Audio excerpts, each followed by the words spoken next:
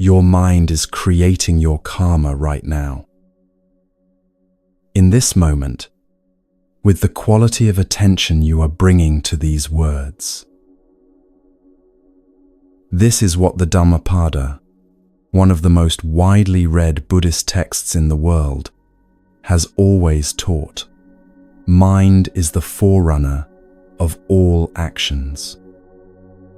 Every deed is led by mind, created by mind. If one acts with a serene mind, happiness follows as a shadow that never departs. Karma is not a record of what you have done wrong. It is the living texture of what your mind is doing right now, the quality of intention moving beneath every act, every word, every moment of care or carelessness. 9 Buddhist stories will show you exactly how this works.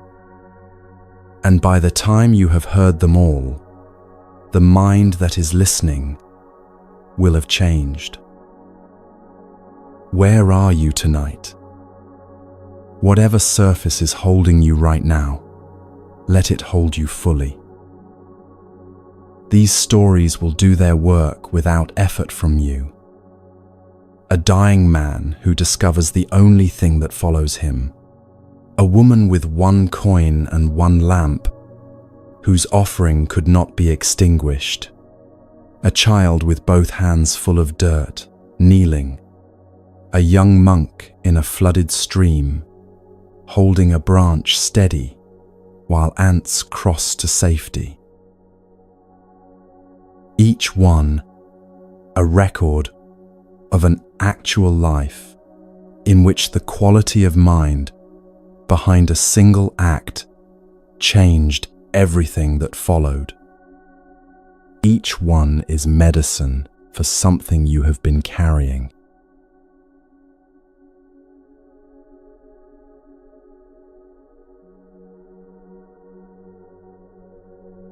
The first story comes from some of the oldest recorded teachings in the Buddhist tradition, preserved in the Chinese Agama Sutras, oral teachings compiled over 2,000 years ago from the direct lineage of early Buddhism.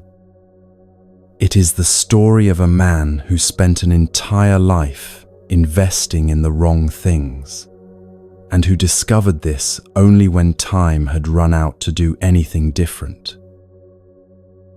He has no name in the text. He is simply a man of considerable means, which is to say, a man who had arranged his life around the things that means can purchase, and who had been, by every visible measure, successful at the arrangement. His household was well ordered, his reputation solid, his daily comforts reliable in the way only long familiarity with wealth makes them. He had spent decades accumulating what a careful life accumulates: property, standing, relationships, both useful and genuine, pleasures, both refined and ordinary. In the eyes of his world, and for most of his years in his own, he had done well. He had 4 wives. In the world this story comes from, this required no explanation. What the teaching depends on entirely is the quality of attention he gave to each one, because the 4 wives, as you will see, are not about marriage at all. His 4th wife, he adored. She was beautiful and graceful, and he poured into her, keeping every resource his position allowed: the finest clothing, the choicest food, constant and elaborate attention. Whatever she wanted arrived before she had quite finished wanting it. He thought about her when other matters demanded him, thought about her with the particular vigilance that accompanies the fear of loss, though he would not have named it fear. He had organized his inner life around her, the way a person organizes themselves around something they are terrified to be without, quietly mistaking the terror for love, the anxiety for devotion. She had become, over years, and without his quite deciding it, the fixed point around which everything else revolved. He believed this was because she mattered most. It would be more accurate to say she frightened him most, that the thought of losing her was the thought he most worked to avoid, and that avoidance had shaped an entire life. His third wife he was proud of, the quiet, settled pride of a man who believes his choices have made him someone worth being. She was accomplished and admired, and her presence in his life felt like evidence that his judgment had been sound, his standing deserved, his life assembled correctly. He showed her to company with a restraint that was itself a form of display. Their relationship had the warmth of mutual confirmation. She reflected him well, and he valued her for it in the particular way a person values something that keeps telling them they are right. His second wife had been beside him a long time. She was practical, capable, unfailingly steady when difficulty arrived, the kind of presence a person reaches for automatically in a crisis, without pausing to feel grateful for the reaching. She managed what needed managing, absorbed what needed absorbing, and asked of him mainly that he lean on her when he needed to, and treat that leaning as ordinary. He did lean on her. He did treat it as ordinary, having long since stopped experiencing her steadiness as something that could be otherwise. And his first wife, the one who had been with him longest, present before any of the others arrived, he had, across the years, and without any single decisive act of unkindness, almost entirely neglected. She never demanded anything that could not be deferred. She never manufactured urgency or made herself impossible to overlook. She was simply there, faithful and available, and because she never left, he had stopped believing her presence required anything from him. He gave her what remained after the other three had been tended, which was, most days, close to nothing. There were mornings he meant to attend to her, and did not. There were evenings he recognized her patience, and told himself he would do better tomorrow. He would have said, if asked, that he cared for her. He would have meant it. But caring, in his case, had long since become a word he used in place of an act he performed. Then he became ill. Not suddenly. Serious illness rarely arrives suddenly. It announces itself in stages, each one slightly more final than the last, until the morning when all the stages resolve into a single, undeniable clarity. He lay in his bed and felt the solid architecture of his life beginning to shift under him. The property, the reputation, the carefully maintained comforts, he could feel, with a precision he had never permitted himself before, how little any of it had to do with him. It had always been arranged around him, like furniture in a room. But furniture is not the room, and lying still while the illness did what it would do, He was discovering that the room had always been emptier than he had believed. What frightened him most was not death itself. It was the prospect of facing it alone, of arriving at something enormous with no one beside him. He called for his fourth wife, the one he had given everything, organized everything around, spent a lifetime afraid of losing. He told her what the illness meant, and with the directness that terminal illness licenses, he asked her to go with him, to accompany him into whatever followed. She looked at him with genuine sorrow. The sorrow was real, and he could see it was real, and he received no comfort from seeing it. She could not follow him where he was going. She had her own life to return to. She was sorry. He waited for the weight of this to settle, and then called for his third wife. Surely the life they had built together, the life that had seemed so confirmed, so meaningful, so correctly assembled, had some gravity that extended past the edge of his own. She was kind, and she was honest. She would walk beside him to the funeral ground and make certain he was properly attended. But beyond that, into whatever waited after, she could not go. He called for his second wife. She came with tears already forming. She took his hand and held it, and the holding was genuine. She would do everything that could be done, every comfort, every practical kindness that remained available. But when it was finished, she would have to return. Her life was here. She could not go with him either. 3 refusals.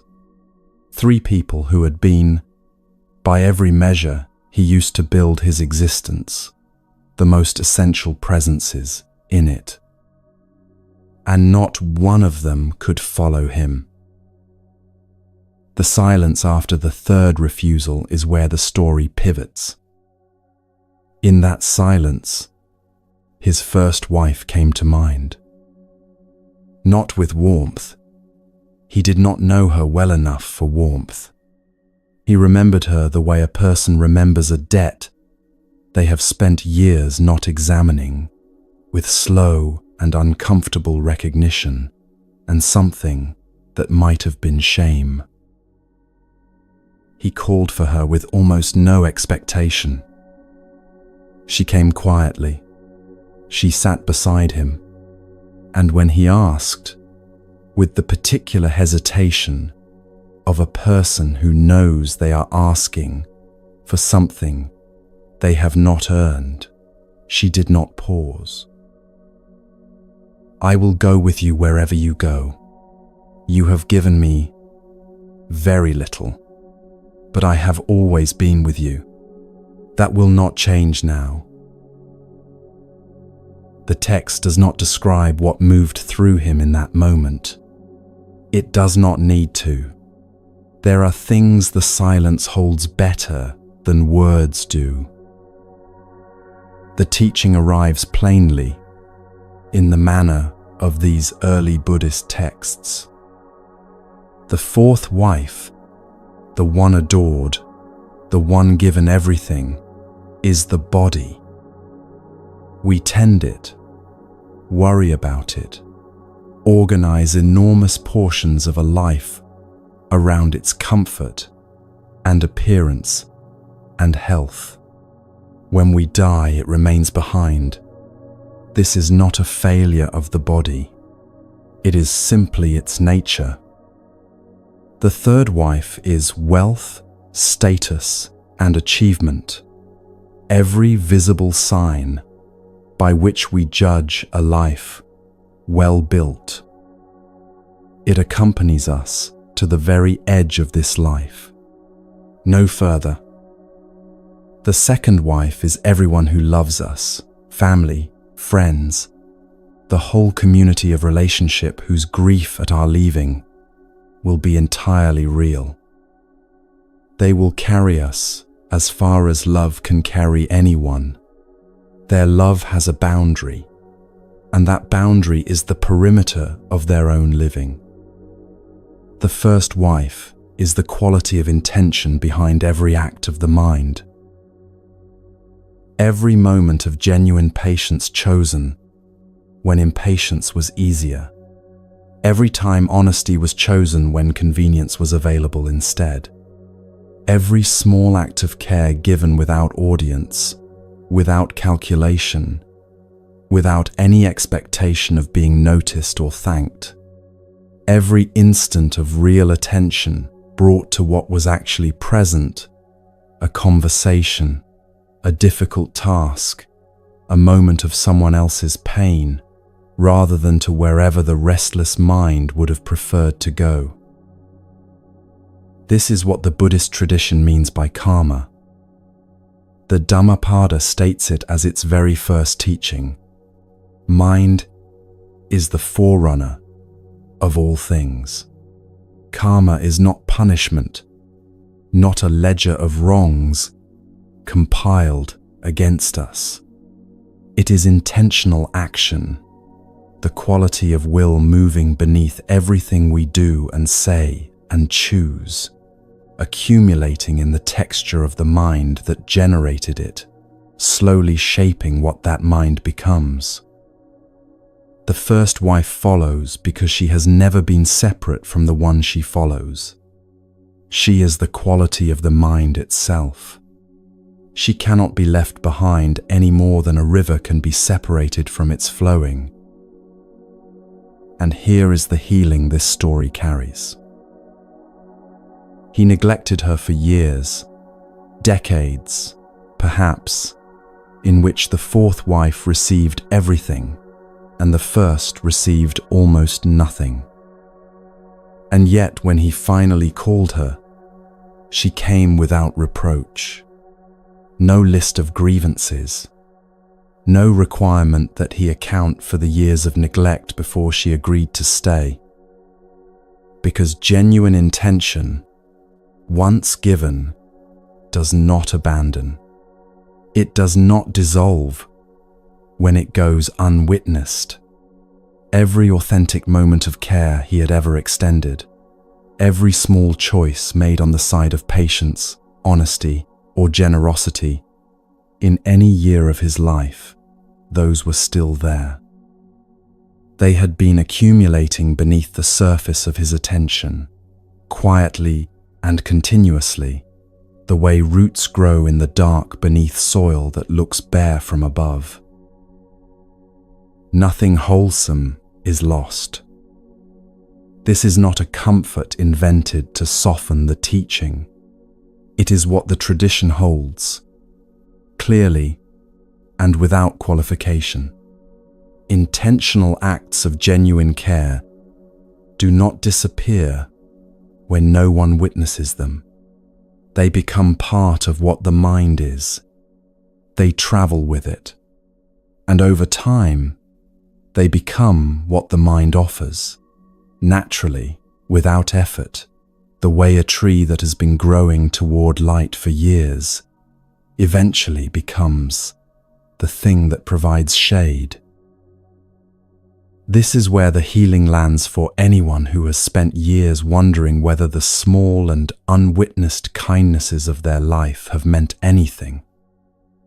Whether the patience extended on a difficult day, the care offered when no one was watching, the choice made quietly for honesty when dishonesty was available, whether any of it has accumulated into something real. The first wife's answer is this: yes, all of it, every single moment. You have been building a relationship with your first wife throughout your life. Perhaps not as consciously or as generously as you might have wished. Perhaps there have been long stretches where the other three received everything and she received the residue. She has not kept a ledger of the deficit. She has simply been accumulating what was given. Each act of real attention, each moment of choosing care when carelessness was easier, each choice for kindness when self-protection was the simpler path, quietly becoming more of what you are. The story ends with her answer, not with his regret, not with a lesson delivered from outside, but with the simple fact of her unchanged presence after all the years of neglect. She will go with him. She has always been with him. That will not change. Whatever you have given to the quality of your own mind, whatever genuine care you have offered, however quietly, however imperfectly, however many times you forgot before you remembered again, it is already yours. It has always been yours. Nothing takes it from you. Stay with that for a moment before we move. The next story was told to a man who could barely walk, a man of similar wealth to the one we have just left, whose body had been carrying, for a long time, the accumulated weight of habits he had never examined. The Buddha sat with him, identified 5 specific causes, and offered a prescription so unglamorous and so precise that it is easy to underestimate how completely it changed things. What happened to that man afterward holds something particular for anyone who has spent years in patterns they recognize are not serving them, and who wonders, with a specific and quiet urgency, whether anything can still be genuinely different.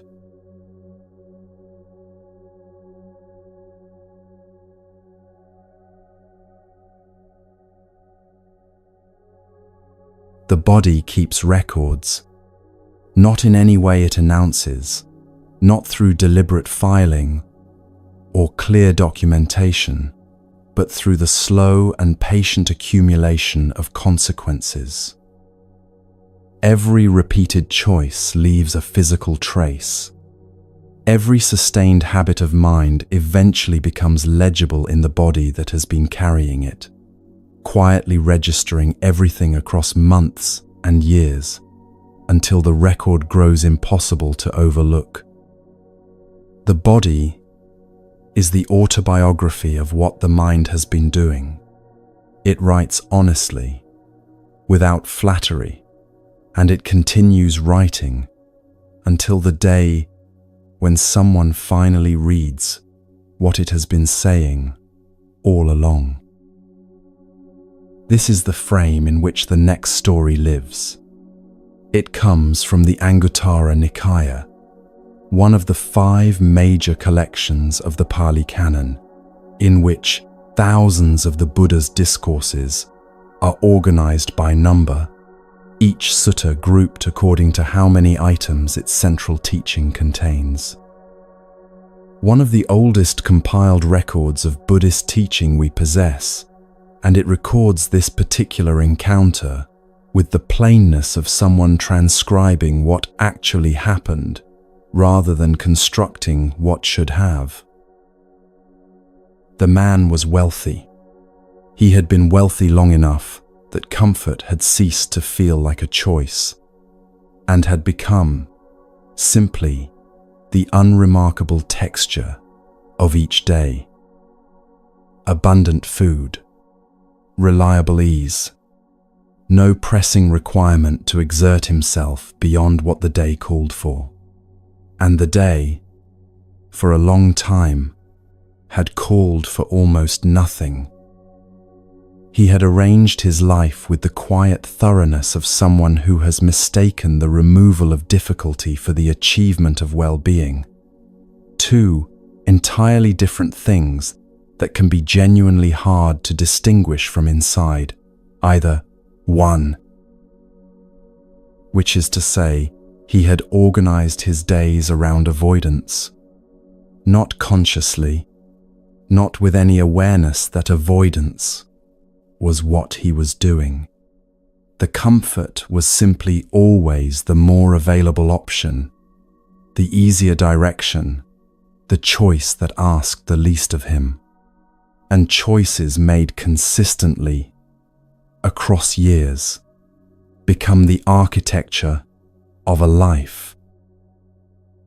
What this arrangement had produced was a body in increasing difficulty. Not through any single dramatic deterioration, but in the gradual and almost imperceptible manner of a tide that has been advancing so long that no one noticed until the water was already at the door. Akis that had stopped being occasional and become background. Fatigue that arrived earlier than it once had and lingered longer than it should. Movement that required more of him than movement once required. He had reached the point at which the body's long and faithful record could no longer be dismissed, minimized, or deferred for another season.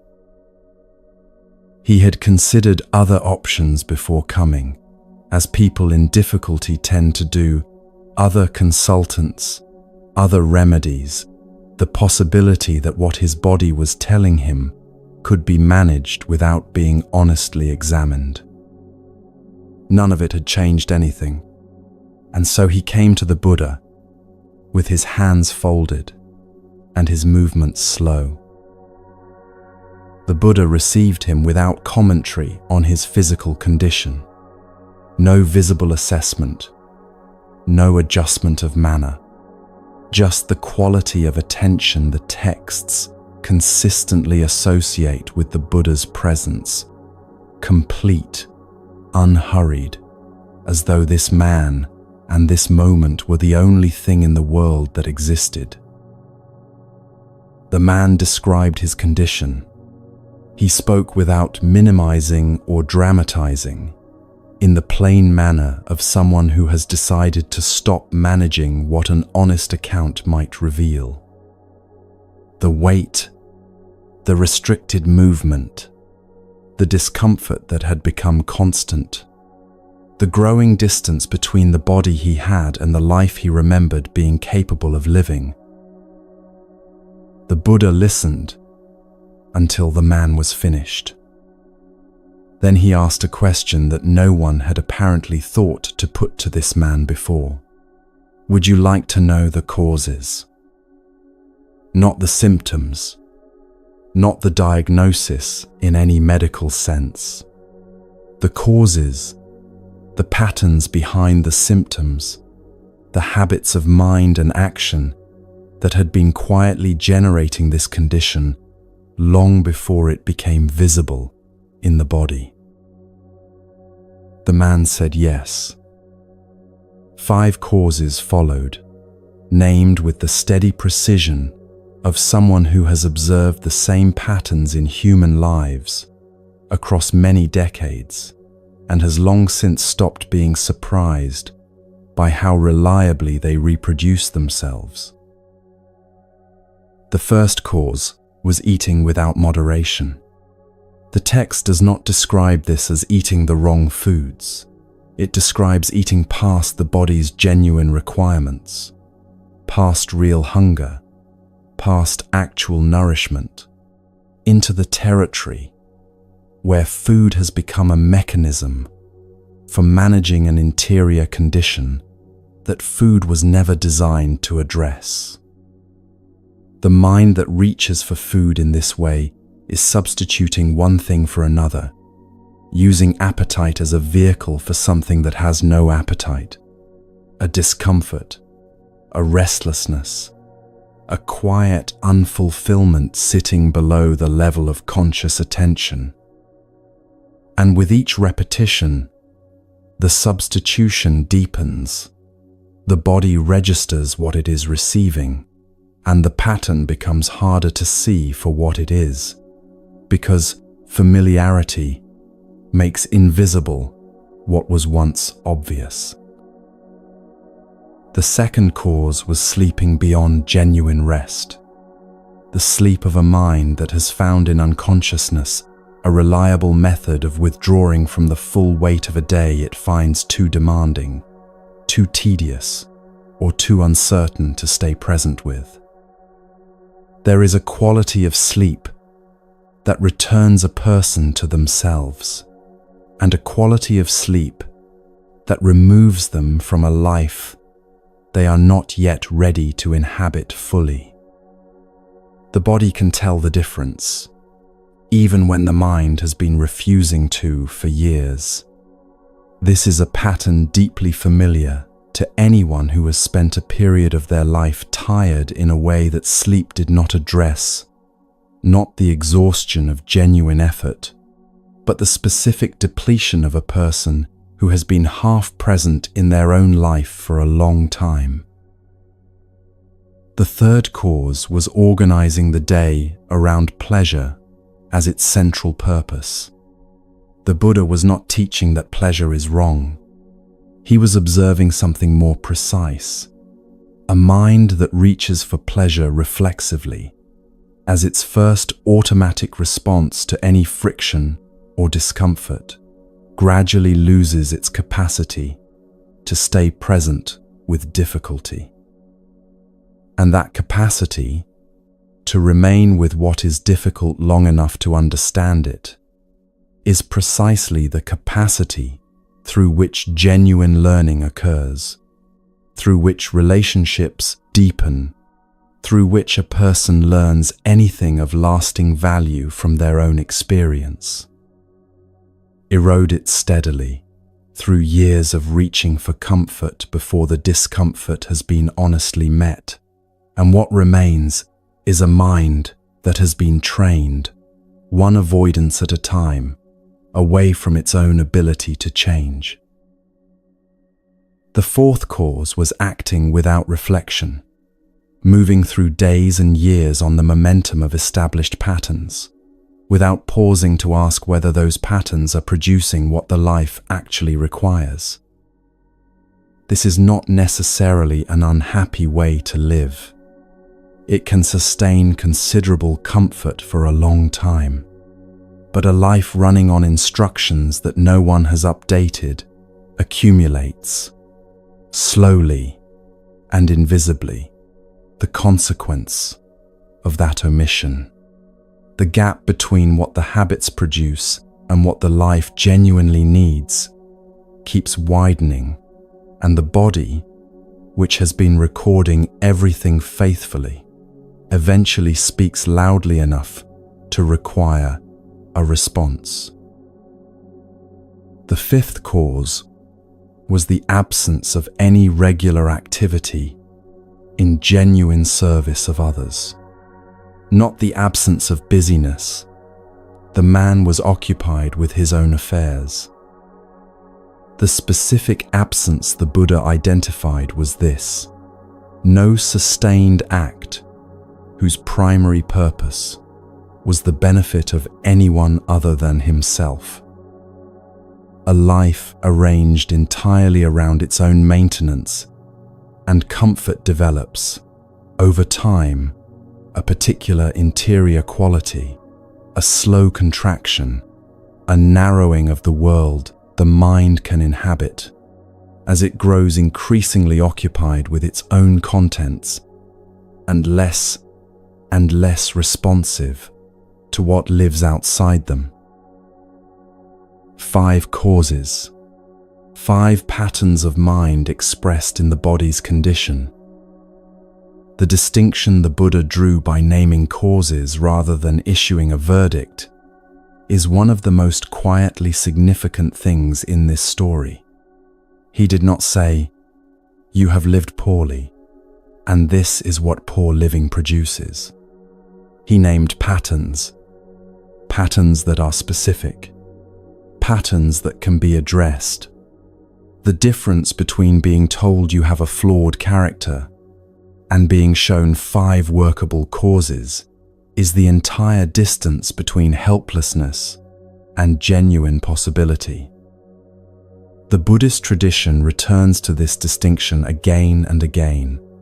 Suffering arises from causes and conditions, which means it can be changed. That is the most compassionate thing it is possible to say to a person in difficulty. Not that they are broken, that something is causing this, and causes can be worked with.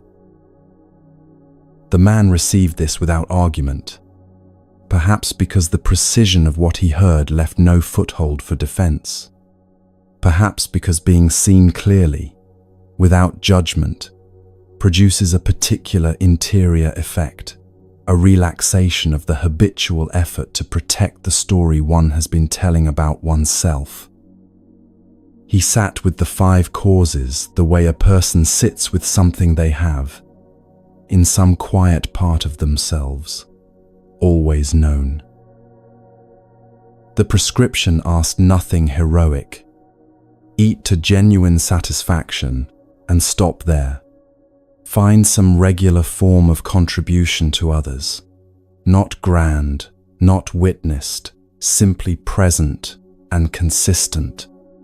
Pause before acting, often enough that the pausing becomes reflex. Walk. Small redirections, each one modest enough to actually sustain, together sufficient to begin shifting what the body had been asked to carry. He left. Time passed. There is always something important in the passage of time in these stories, not as dramatic device, but as honest acknowledgement that genuine change requires the space of real days. It cannot be compressed or rushed. It requires being lived. And then the man returned. He moved with an ease that had not been visible in him before. Not radically altered, recognizably himself, the same face and the same history, but with something released in the body that had been held there under accumulated habit for years. He could walk without the conscious effort that walking had required. The chronic discomfort had quieted. His face held the quality of a person who has stopped being in active conflict with the body they live in, who has recovered enough interior space to notice something beyond their own pain. He had the expression of someone who had stopped bracing, which is entirely different from the expression of someone who has never needed to brace at all. He was not performing recovery. The lightness was genuine, and genuine lightness cannot be manufactured. It arrives only when something that has been holding has finally been released. He told the Buddha the body was better. And then he said the sentence that lifts this story beyond what any story about physical health could hold. He said, "Now I want to understand what the mind is doing." The healing of the body had cleared enough space that a question had formed, one that could not have existed during the first visit, because the pain had been filling all the room where that question might otherwise have lived. The 5 causes had been addressed, and the addressing had worked, and the working had opened a door the man had not known was there. On the other side of that door was the inquiry at the center of this entire video. The Buddha's response is spare in the text, and its sparseness is deliberate. The worldly person nourishes the body. The wise person nourishes the mind. This is not a dismissal of what the body requires. What had just been done for the body had been entirely necessary, and worth every effort. The teaching is about sequence and about source. The body is where the mind's habits eventually become visible, where years of intention and action arrive, finally, in physical form. Tend the body wisely, and it becomes capable of supporting deeper practice. But the body's condition is always, at its root, a downstream expression of what the mind has been creating upstream, which is not a weight to carry. It is the most liberating thing the tradition has to say. If the mind is the source, then tending the mind is the solution, and that authority is already yours. Your mind creates your karma, and this includes, specifically and practically, the karma of the body you are living in right now. The healing this story offers is available to anyone who recognizes themselves in it.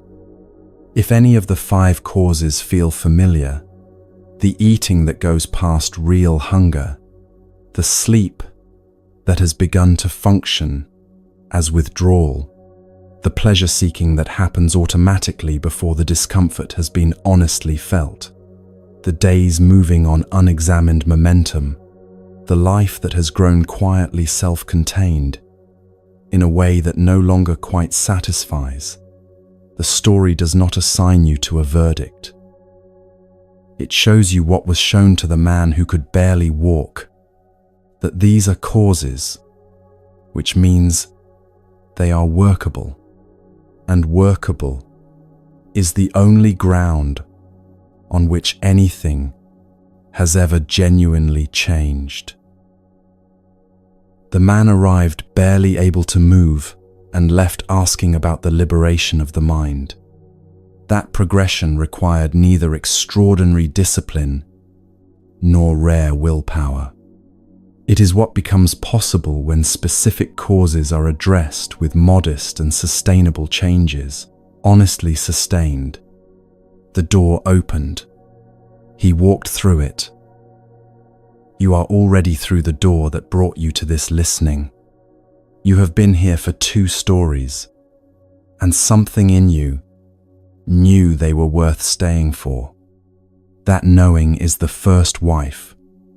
Still here, still faithful, still entirely yours. You are already through the door that brought you to this listening. You have been here for 2 stories, and something in you knew they were worth staying for. That knowing is the first wife. Still here, still faithful, still entirely yours. The 3rd story arrives from the Pali Canon, and it asks a question about perception, about what we are certain we understand, and what that certainty might be quietly costing us.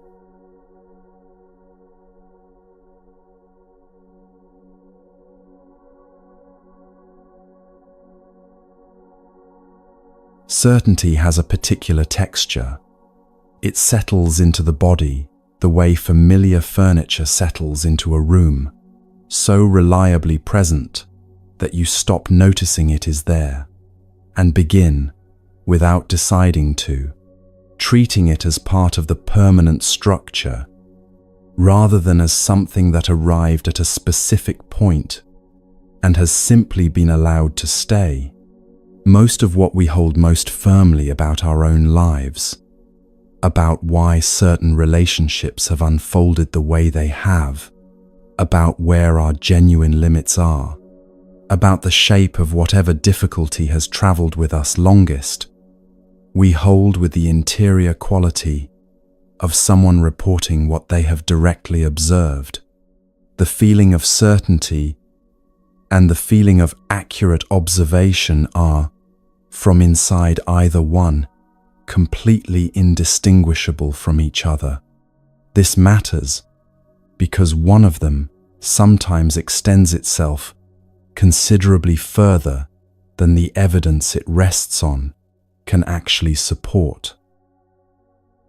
The third story in this journey comes from the Udana, one of the shorter and more concentrated collections in the Pali canon, and it does not argue that certainty is a flaw.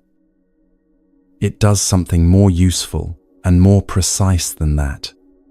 It shows, without judgment, what happens when genuine experience, careful, first-hand, honestly acquired, through direct contact with the world, is treated as though it were complete experience.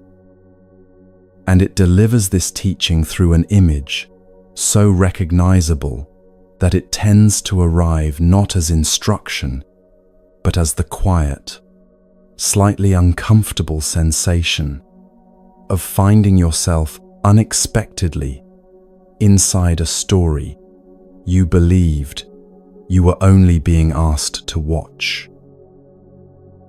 A king in a prosperous city had grown troubled by the arguments filling his streets. Not disputes about property or trade. Those had established channels for resolution.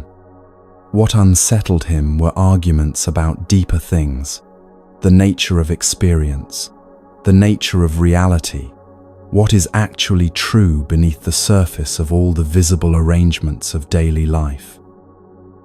His city was full of people holding strong and irreconcilable positions on these questions, each entirely convinced of the accuracy of their own view, each genuinely unable to understand how anyone who had honestly examined the matter could have arrived anywhere else. The conviction was sincere on all sides. The conflict was total. He decided to find out why, and he chose an unusual method. A group of men who had been blind from birth were brought to the grounds and led, one at a time, to a different part of an elephant. None had encountered this animal before. Each was given unhurried time to explore the portion he had been brought to, using his hands carefully and without being rushed. The men took their task seriously. They were not estimating or guessing. They were investigating with the deliberate care of people who understand that the reliability of what they report depends entirely on the quality of attention they bring to the examination. The man led to the head ran his hands across the broad, smooth curve of the skull and thought before he spoke. An elephant, he said, is like a large round pot, smooth, solid, substantial. He was right. The man led to the ear, held the wide, soft flap of it, and felt the particular way it moved. An elephant, he said, is like a winnowing basket. He was also right. The man who touched the tusk found something long, smooth, and slightly curved, harder than anything previously encountered in a living creature. The man who felt the trunk described something entirely different, long, hollow, extraordinarily capable of movement, unlike any fixed structure. The man who wrapped his arms around one of the great legs announced with complete confidence that an elephant was exactly like a post planted in the earth, cylindrical, dense, immovable at its base. The man given the tail held the thin cord of it between his fingers, listened to the descriptions coming from the others, shook his head slowly, and stated clearly that an elephant was unmistakably like a broom, and he could not explain what the others had been touching. Each man had been led to the same animal. Each had applied genuine care. Each had arrived at a conclusion perfectly consistent with everything his hands had actually found. Then the king brought them together. The argument was immediate and conducted with complete sincerity. Each man defended what he had felt, dismissed the other's accounts as the product of careless examination, and held his position with the settled energy of someone who knows precisely what he has touched. The exchange grew loud not because these men were unreasonable, but because sincere people, reasoning carefully from partial information, reliably arrive at incompatible conclusions and then argue about whose conclusion is the true one, rather than asking what might be absent from all of them at once. The Buddha, having observed this scene, named what he saw plainly. Teachers and seekers of many kinds, he said, each perceive one part of things and declare that part to be the whole of it, saying, "This alone is true, everything else is wrong." Each is accurate about what they have touched. Each has extended that accuracy beyond the ground it can honestly hold. Now the story turns towards something more personal than a king's courtyard. Think about the most settled belief you carry about whatever has caused you the most persistent difficulty. The explanation you have built for why it remains as it does, who shaped it, what it reveals, what it means for the possibilities still ahead. This explanation was formed through genuine experience. Real things happened. Real evidence accumulated. You were led to a part of the elephant, and you touched it with care, and what your hands found was genuinely there. And it is a portion of something larger than your hands have so far been able to reach. Here is where the karma teaching running through this video finds its footing inside this story. The mind creates karma through the quality of intention behind every act. The Dhammapada established this from its very first verse, and the four wives showed it across the texture of an entire life. But there is a question that sits upstream from intention. What is the mind actually working with when it forms its responses to the world? The answer, most of the time, is the accumulated set of certainties it has stopped examining, beliefs present long enough to have become invisible, experienced as walls rather than as furniture that could be moved.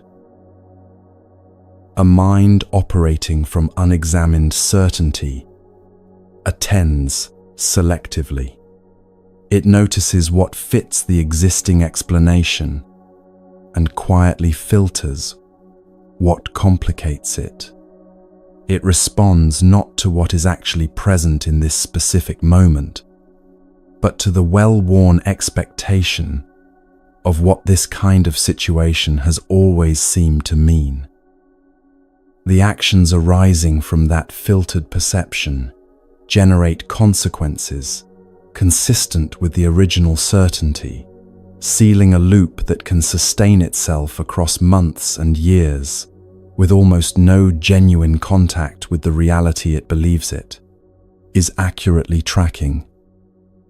This is one of the quieter ways the mind shapes its own experience without noticing it is doing so, and it is entirely reversible. The healing this story carries is the specific relief of a long-held certainty being gently loosened. Loosened, not overturned. Those two experiences feel entirely different from inside them. Overturning asks a person to abandon what they know and abandoning what you know feels like losing the ground underfoot. Loosening simply introduces the possibility that the elephant extends beyond the portion your hands have reached. That is not a loss. It is the arrival of space. Space where a question can form, where only a conclusion stood before. Space where an alternative becomes visible without the original experience being denied or diminished. Space where a person or situation that had been completely known becomes slightly and genuinely open again. What remains open has not yet finished offering what it holds. The blind men were not foolish. They were the entirely ordinary result of attentive minds, working with incomplete information, and no position from which the incompleteness could be perceived, which is not a failure of character, but the structural condition of being, located somewhere specific in a world that is everywhere larger than any single location. The king's experiment was not designed to expose or humiliate them. It was a provision, the introduction of a perspective wide enough that the whole animal became available, without requiring any man to surrender the genuine accuracy of what his own hands had found. You do not need to surrender what your direct experience has given you. What the story is asking for is smaller than that, and worth considerably more. It is asking for the willingness to hold your experience the way a careful navigator holds a chart of waters they know well, accurate within its documented range, genuinely reliable within those limits, and representing only a portion of a sea that extends past the chart's edges in every direction. The chart is real. The waters are larger. Holding both of these things simultaneously, without requiring them to resolve into a single consistent picture, is not confusion. It is the quality of attention that makes honest navigation possible. What shifts practically in the karma of ordinary moments when this willingness arrives? The quality of attention changes. A mind holding its certainties with some flexibility notices what a defended mind filters out. It responds to what is actually present, rather than to the anticipated repetition of what has always seemed to be present. The intention beneath its actions moves from defended to genuinely curious, and curious intention generates different consequences than defended intention does, quietly, across ordinary days, in the texture of interactions that seem unremarkable while they are happening and reveal their weight only afterward. The conversation that always went one way discovers it can go another, not because anyone performed a dramatic transformation, but because one person brought to it a quality of genuine openness that made room for something new to occur. The willingness itself arrives as relaxation rather than effort. It is the settling that occurs when a person realizes they have been maintaining something without quite knowing they were doing it, and then stops. The blind men in their argument were working hard, defending positions, resisting challenges, sustaining the constant pressure that certainty demands when it meets equally certain opposition from every direction. The king's wider view did not ask them to argue with greater skill. It asked them to be still and look at what had been standing in front of all of them the entire time. 3 stories now, and a pattern between them is becoming clear. The man with 4 wives discovered that only the quality of his intention would follow him beyond everything he had accumulated. The man who could not move found specific, workable causes upstream in the habits of his mind. And the blind men discovered that the confidence of their perception had been quietly determining the boundaries of the world available to them. Each story is a different entrance to the same understanding. What the mind creates through its intentions depends entirely on what that mind is genuinely working with, and what it is working with depends considerably on how firmly it is holding what it has already concluded to be true. What the 4th story shows is what becomes possible the moment that holding softens, caught entirely off guard by something it could not have anticipated. A monk has rowed himself to the center of a lake, seeking the stillness that only distance from distraction allows. He finds it. He descends into a quality of interior quiet that is rare and genuinely hard-won. And then, without warning, something strikes his boat. The response that rises in him is immediate, complete, and absolutely certain of its own justification. He is about to open his eyes and discover exactly where that certainty was living before the collision gave it somewhere to go.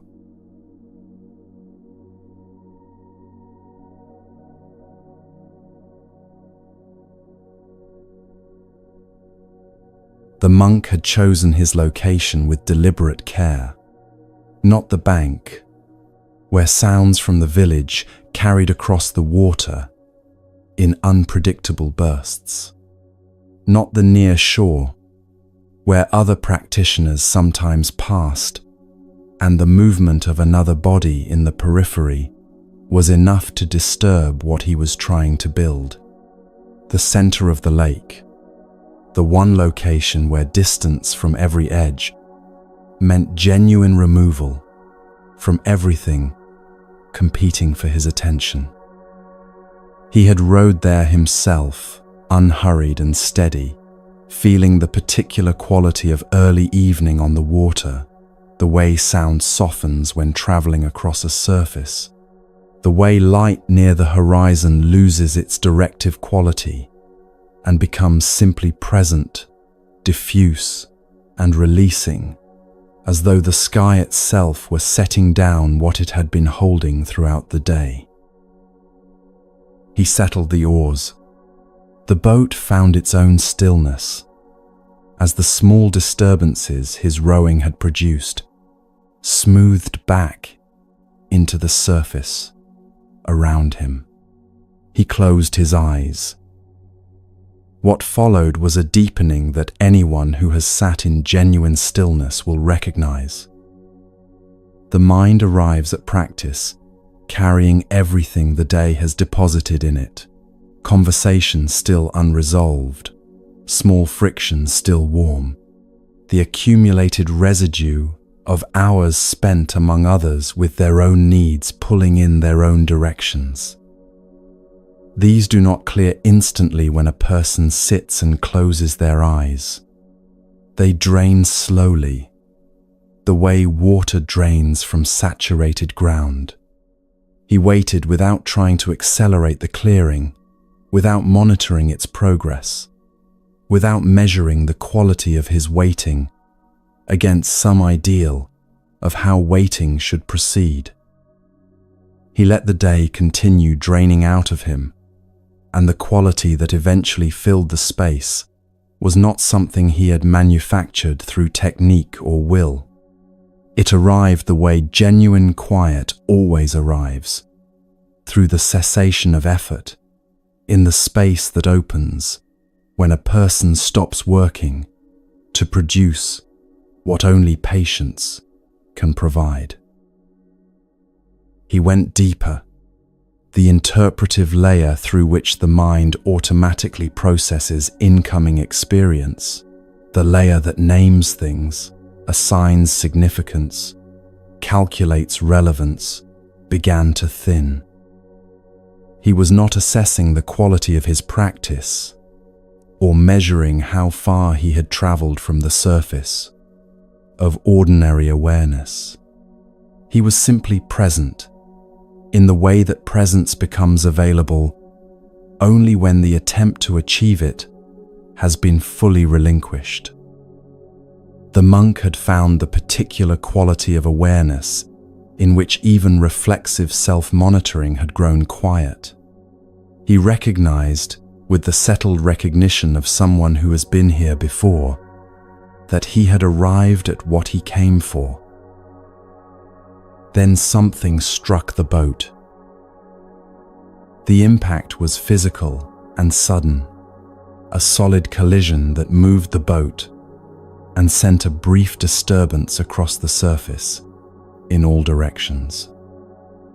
And in the space between the impact and any thought about the impact, anger rose in him with a speed and completeness that startled him from the inside. The stillness was simply gone, replaced in the same instant by something fully formed and running at full heat.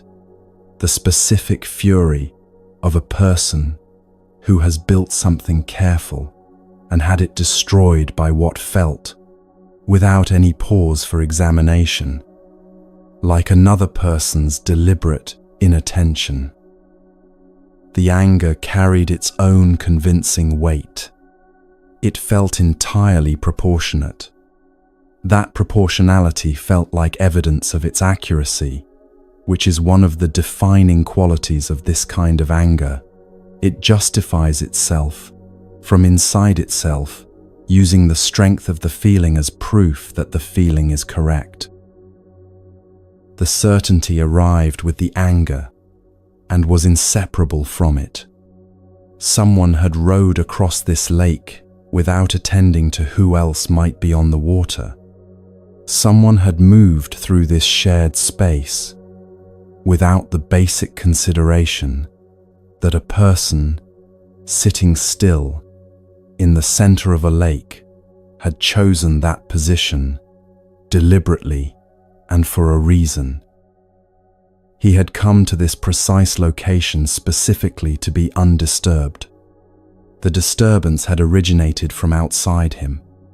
The logic was clear. The emotion was justified, and the difference between observing clearly and interpreting through a conditioned filter had become completely invisible from inside. That invisibility is the characteristic quality of anger at its full height. It presents itself as direct perception, furnishes its own evidence, and the gap between what is actually present and what the mind expects to be present closes entirely. He was already forming words as he opened his eyes. The lake was empty. No other boat, no second presence anywhere on the water. Drifting toward him, moved only by the slow and directionless patience of the current, was an empty, wooden boat.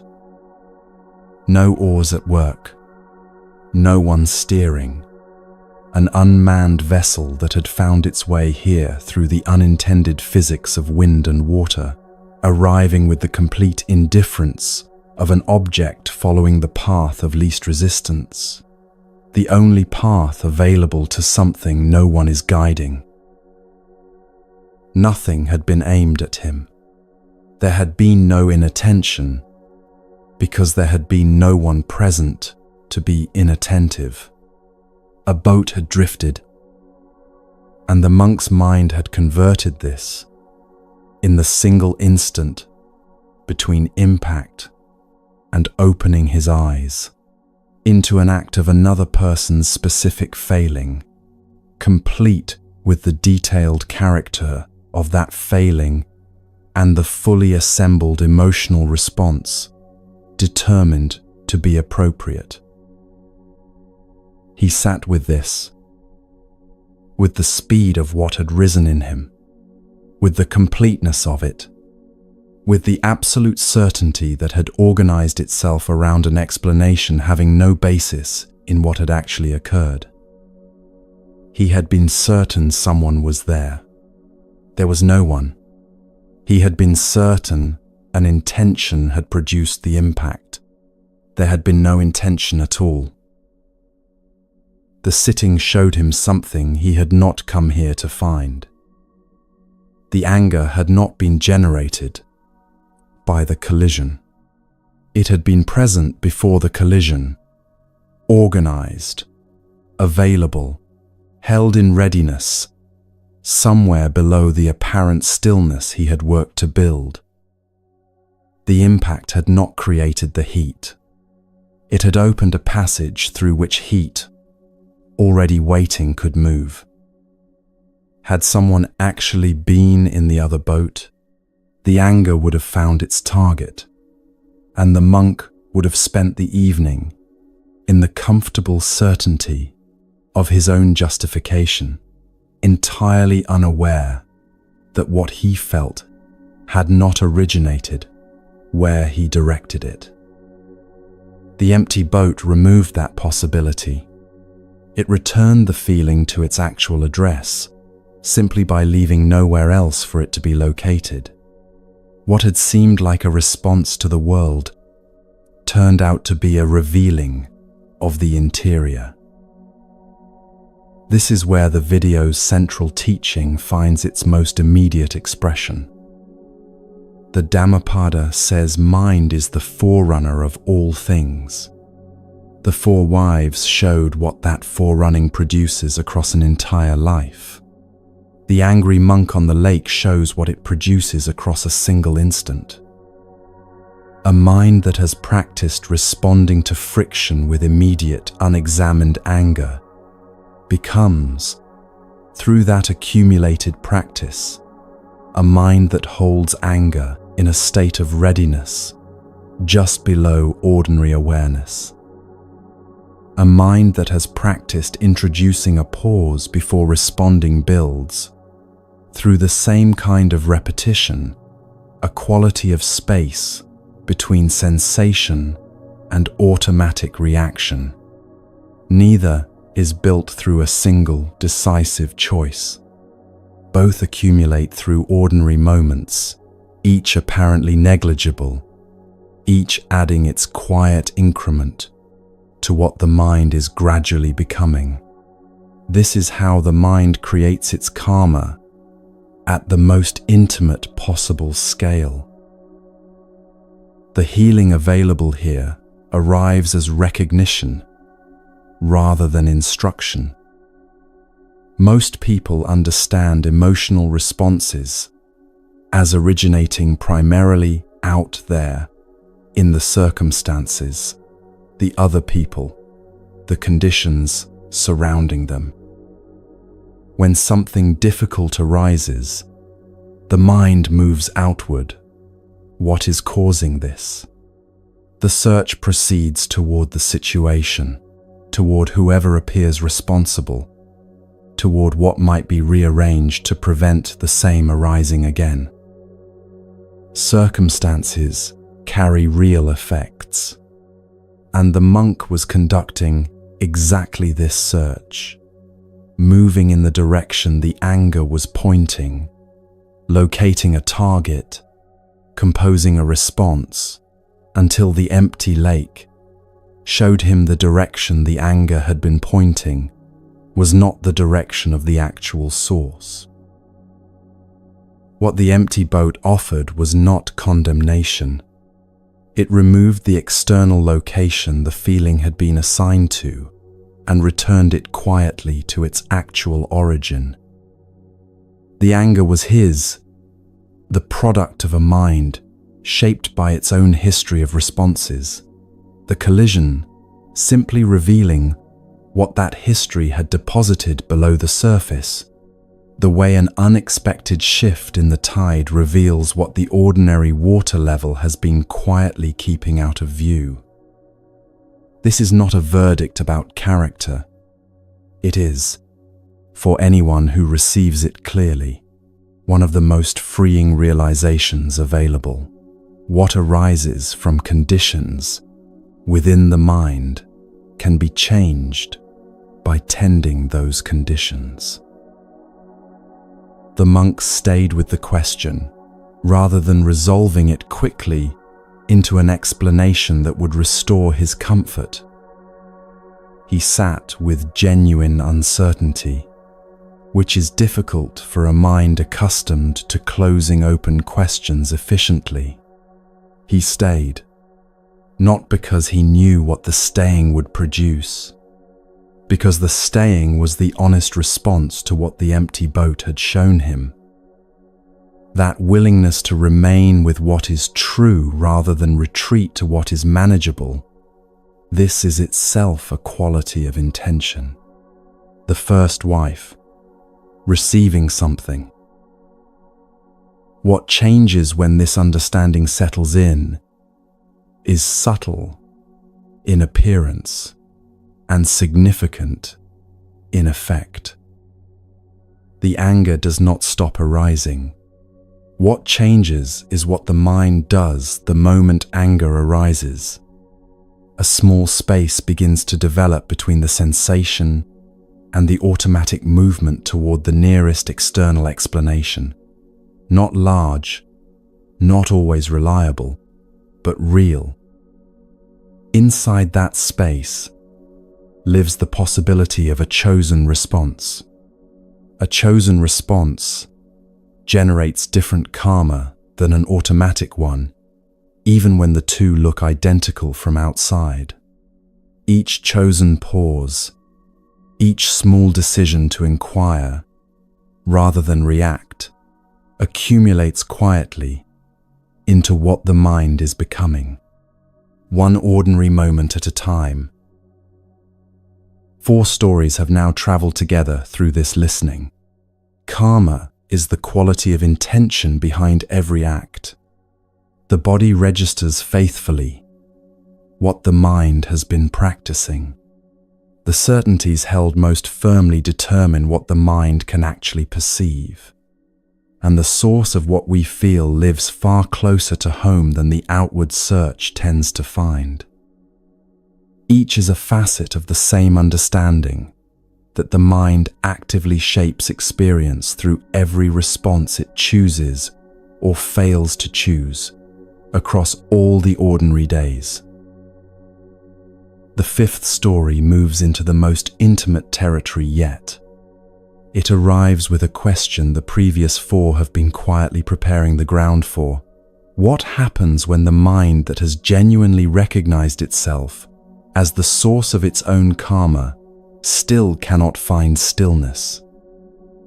When the very effort to clear the water creates new turbulence? When the person who understands exactly what the tradition teaches about calm lies awake in the dark, working harder at the very thing they know will not help, unable to stop? The answer involves a stream, a traveling monk, and one of the most counterintuitive and most compassionate instructions in all of Buddhist teaching.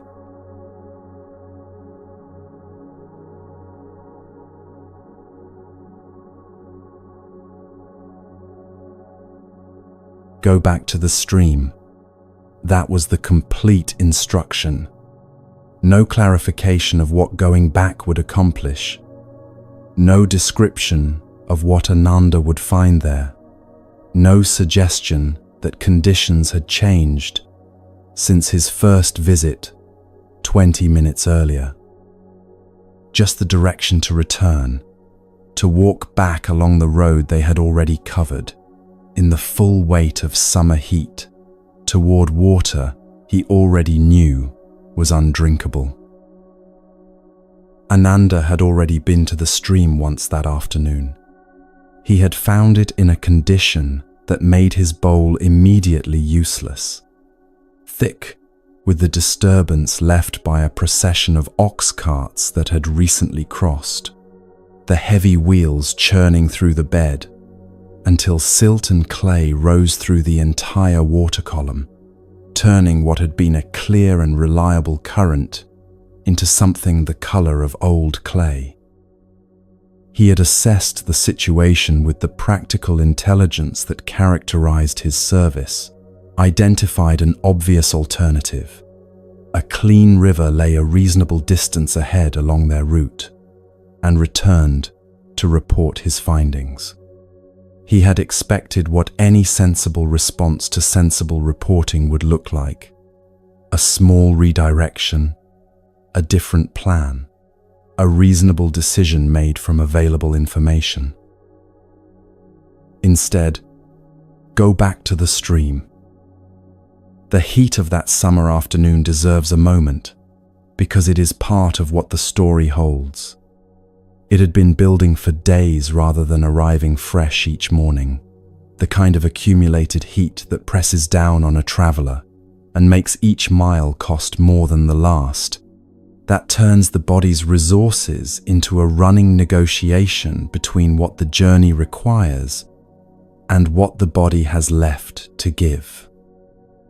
The Buddha had aged, and the texts record his fatigue plainly, with the spare honesty that characterizes these early accounts. He was tired, he was thirsty, he needed water. None of that made the instruction to return to an unusable stream any less puzzling. Nothing about the practical situation had changed since Ananda's first visit. The stream was muddy, the bowl was empty, the river ahead was clean. The logic of the moment pointed entirely in one direction, and the instruction pointed in the other. Ananda went. He was a person of faithful service and genuine intelligence, and he had been close to this teaching long enough to understand that an instruction which appears to contradict practical logic may be doing something that practical logic alone is not equipped to perceive. He did not require an explanation before complying. He returned along the road they had come, bowl in hand, moving back toward a stream he already knew would require nothing from the bowl he was carrying, at least not yet, and not in any way he understood. The willingness to return toward what is not yet usable, simply because someone whose understanding you trust has said to go back, this is worth pausing on before the story continues. It is a specific quality of trust, the kind that exists only where earned understanding already lives. That quality of trust is itself a form of intention. The first wife, walking beside him on a summer road. He found the stream exactly as he had left it, brown and moving, carrying its suspended cargo of silt in the indifferent way of water that is simply being water, unconcerned with any use anyone had planned for it. He set the bowl beside him and sat down at the bank. The instruction, received in its entirety, was this: sit at the bank, observe, and do not interfere. Do not enter the water. Do not attempt to assist the clearing. Do not apply any method, technique, or practical capability to this situation. Sit. Observe. Wait. For a person of Ananda's practical capability, this was perhaps the most demanding possible instruction. Capable people in the presence of a solvable problem feel the pull towards solution with a particular force. The stream was carrying silt. Ananda understood how streams work. He was sitting at the bank of a situation his competence was fully prepared to address, watching a problem he could probably help with, and the instruction was to help with nothing at all. This is where faithful intelligence most often generates its own difficulty, the gap between what the hands are capable of doing and the instruction to keep them still. He sat, he watched, he waited. The stream moved past him without hurrying, brown and continuous and unconcerned. The ox carts, whose crossing had caused this disturbance, were long gone, had moved past before Ananda arrived the first time. The event that had raised all this silt was already finished. What remained was the aftermath, the accumulated suspension of everything that crossing had displaced, still traveling through the water column, still rendering the stream temporarily unfit for the purpose Ananda needed it to serve. The cause was past. Only the consequence was still moving. This matters enormously to what the story has to teach. The disturbance was not ongoing. Nothing was continuing to add to it. The silt already in suspension would eventually descend to the streambed on its own. This is what silt does when the force that lifted it has spent itself and the water is allowed to continue without new interference. The stream was not broken. It was not compromised in any permanent way. It was doing exactly what a stream does after a disturbance, moving through the aftermath of something that had already passed, carrying the suspended material downstream, gradually releasing it back to the bed, returning to clarity through the ordinary functioning of its own nature. All this required was time and the absence of new disturbance during that time.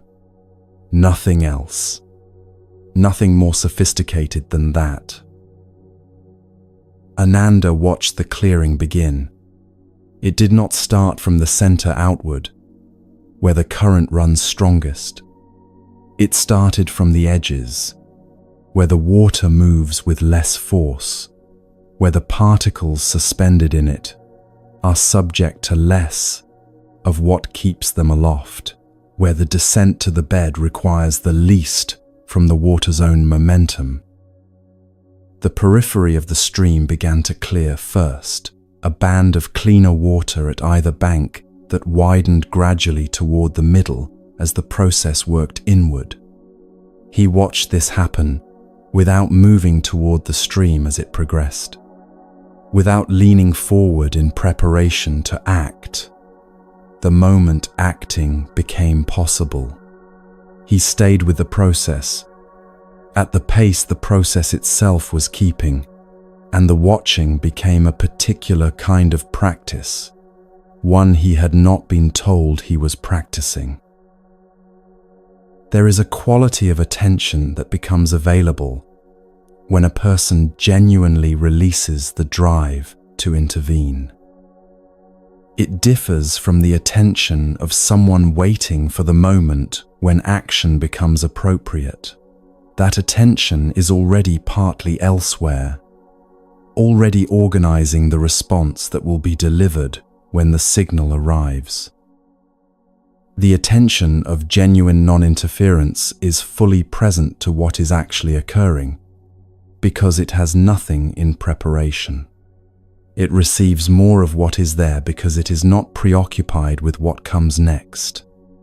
Ananda, sitting at the bank with an empty bowl and no plan, was practicing this without knowing the practicing had any purpose beyond the instruction to wait. When the water was clear, he filled the bowl and walked back. What the tradition carries forward from this story is the parallel between the stream and the mind, a parallel the teaching demonstrates rather than explains. because the direct witnessing of a stream clearing itself transmits something that verbal description of the parallel cannot replace. Still, the words are these: the mind and the stream share the same fundamental response to disturbance. Both have their contents lifted when something crosses through them with sufficient force. Both carry what was displaced upward into the visible, where it makes everything murky and temporarily unreadable. And both are capable of clearing completely, given the conditions their own nature requires for that clearing to proceed.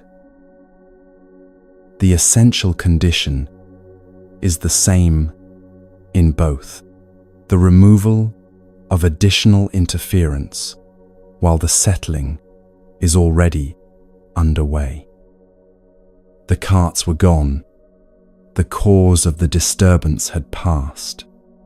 What remained was the aftermath, and the aftermath would resolve without assistance if no new disturbance was introduced.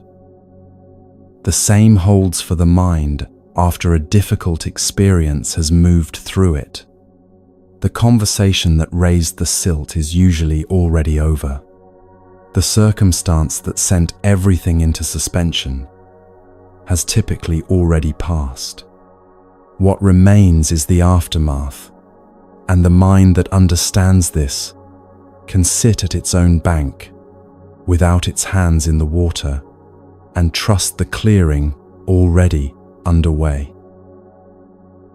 This is where the karma teaching running through this video finds its most intimate expression. The quality of intention the tradition identifies as the root of karma is generated not only through deliberate acts, but continuously through every repeated response to every recurring situation, including the situation of the mind encountering its own turbulence.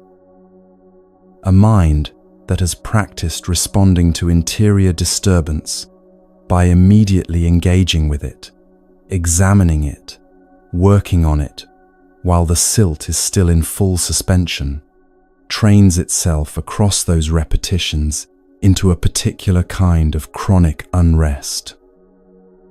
Each engagement adds motion to water that needs stillness. Each attempt to process what needs time, rather than processing, reinforces the habit of reaching for effort precisely when effort delays what it is pursuing. This accumulates. It builds a quality of interior life that is persistently unsettled, not because the disturbances are too severe, but because the response to them has been systematically preventing the resolution it believes it is accelerating. Sit at the bank. Observe. Do not interfere. For the person who has been working hardest on themselves, these words carry a specific weight. The person who has invested genuine effort in understanding their patterns, who can articulate clearly where their recurring difficulties originate, who has developed real capacity for honest self-examination, this person is not exempt from adding interference to disturbance. Their tools are excellent, and the habit of reaching for them is deeply ingrained. What the instruction is offering is the recognition that there is a time for the bank and a time for the bowl. Ananda's 2 visits are both necessary. The first shows what the situation requires. The second waits for the situation to provide it.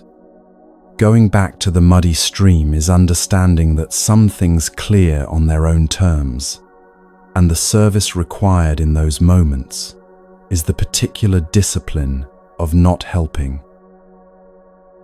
The karma generated through this practice across ordinary time is quiet in appearance.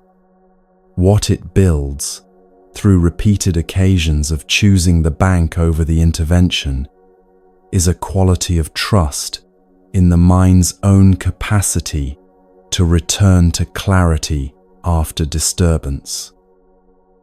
A mind that has accumulated this trust meets difficult experience differently. Less urgency in the encountering, less expenditure of effort in the places where effort only adds to what it is attempting to resolve, more willingness to be present to what is actually happening, rather than immediately working to convert it into something more comfortable. This is what the first wife receives from the practice of sitting at the bank, the steady accumulation of a mind that has learned, across many disturbed streams and many patient sittings, that it already contains what it has been looking for. Ananda returned with the bowl full. The Buddha drank. Nothing of what passed between them afterward is recorded in the text, and the absence is deliberate.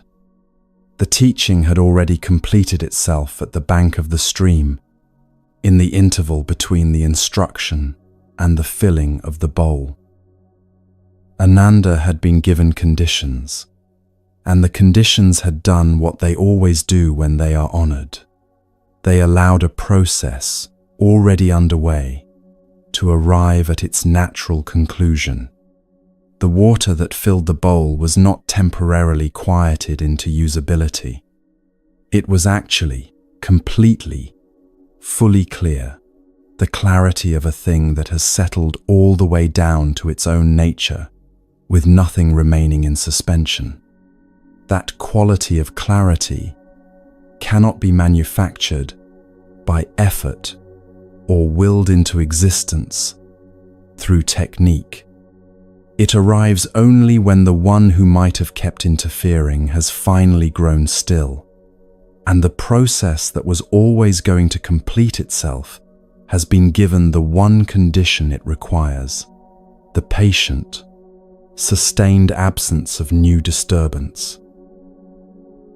5 stories have now traveled through this listening, and between them a steady direction has emerged. What follows us beyond everything we accumulate in a life, what the body faithfully registers when the mind's habitual patterns go unexamined, what the certainties held most firmly cost the mind that has stopped questioning them, where the actual source of what we feel lives, and what the mind that has recognized itself as the shaper of its own experience needs when it has temporarily exceeded its own capacity. Each story, a different entrance into the same understanding, arriving at a slightly deeper level each time. Your mind creates your karma through every deliberate choice, every habitual response, every moment of genuine patience, and every hour of real stillness offered to a disturbed interior that already knows the way back to clear. The 6th story now. It comes from the oldest collections of the Buddhist canon, and it asks what the most powerful quality of intention actually looks like when it arrives fully in a human life. The answer is not what anyone accustomed to measuring power by visible dimensions would expect. It comes through a woman who owned almost nothing, who spent an entire day acquiring the means for a single small lamp, who lit that lamp with her whole heart, spoke a prayer that asked nothing for herself, and went home, and whose flame, the following morning, neither wind nor the hands of the greatest teacher in the community could put out.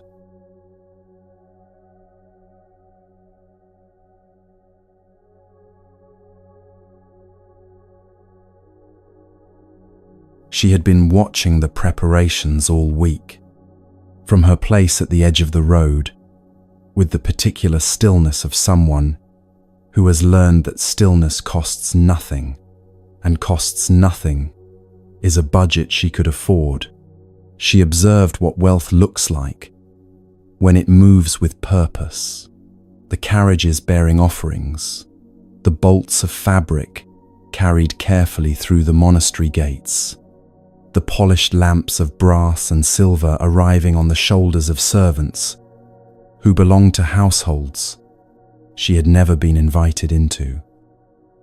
Princes had been coming, merchants, the kind of people whose names the city knew and whose generosity would be spoken of in the same breath as their names, which is its own form of currency, the currency of being seen, doing a visible thing in a visible way. She was none of these things. She was an elderly woman without household, without position, without the kind of accumulated circumstance that makes generosity a manageable act, rather than an act of complete self-expenditure. What she had was one coin. The texts that carry this story are precise about this detail, and the precision matters. Not a small amount of money, not modest means, not what remained after obligations were met. One coin, the entirety of what she possessed in material terms, received through a day of begging along roads that do not always yield what a day's asking deserves. She held it, and she considered what it could be made to do. She went to the oil seller. He looked at the coin and named the truth of it plainly. This amount would not purchase a lamp's worth of oil. He was not unkind. He was simply a person of business, and the business of oil selling operates on a logic that one coin does not satisfy. She told him what she intended to do with the oil. She did not make a case for herself or argue the quality of her intention as a reason he should accommodate her. She simply told him she wanted to light a lamp for the Buddha, and she had one coin, and she wanted to use it for that purpose, and she was telling him this because he had asked her why she wanted so little. The oil seller gave her enough oil for a lamp. Something in how she told him had communicated something that the coin alone had not. The quality of intention, even before it has produced its act, reaches beyond the act it is preparing. It moves in the space between people before anything visible has yet occurred, in the way that warmth from a fire reaches across a room before anyone has moved toward the flame. He gave her the oil, and she thanked him, and she went to the monastery with one small lamp worth of oil in a vessel she was carrying, with the careful attention that you give to something when it is the only thing you have. The lamps were everywhere that night. The monastery grounds held the combined light of the most elaborate offerings the city's wealthiest households had been able to provide. Lamps of polished metal, burning refined oil, attended by servants, whose job was to maintain their burning through the night, sustained by resources that made the sustaining effortless. She found a place among them for her lamp and lit it. Then she made her dedication. The prayer she offered is recorded in the source texts, and it is worth receiving in full because its content is the teaching the story has been building toward. She asked that, in offering this lamp, she might be blessed with the lamp of wisdom, that through this lamp she might help liberate all beings from their darkness, that she might purify whatever obscures clear seeing in herself and in others, that she might be a light for those who have not yet found their way. She asked nothing for herself in any ordinary sense, no improvement in material circumstances, no personal advancement, no recognition, no return on what she had spent. Her single coin's worth of oil was offered outward, completely, with a heart whose entire orientation in the moment of offering was toward the liberation of others. She went home. She did not stay to watch. She had offered what she came to offer, said what she came to say, and the rest was no longer hers to manage. Night passed. In the way of nights when many lamps are burning, the oil in most of them diminished across the hours, the flames shrank and guttered, and by the deep hours before morning the majority had gone dark. The refined oil of the wealthy, having demonstrated that even refined oil observes the mathematics of finite supply. One by one they failed. The elaborate lamps of brass and silver burned as long as what filled them could sustain burning, and then did what all flames do when their fuel is gone. They went out. Her lamp was still burning at dawn. The senior monk charged with clearing the lamps in the morning came to his work in the practical spirit of a person performing a familiar task. He went through the grounds extinguishing what remained, a straightforward and unremarkable duty, until he reached her lamp. He brought it to his lips and blew. The flame bent and straightened and continued burning. He tried a second time with more deliberate force. The flame bent and straightened and continued burning.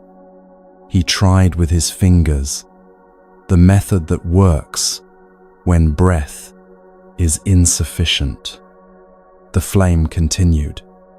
He tried with the edge of his robe, a technique that addresses flames that resist all ordinary approach. The flame continued. He stood and looked at a lamp that behaved the way no lamp, in his experience, had ever behaved. The Buddha, who had witnessed this, came to him. He said, "You will not be able to extinguish that lamp. You could not move it with all the water in the ocean poured upon it. You could not drown it with every river gathered into a single pouring."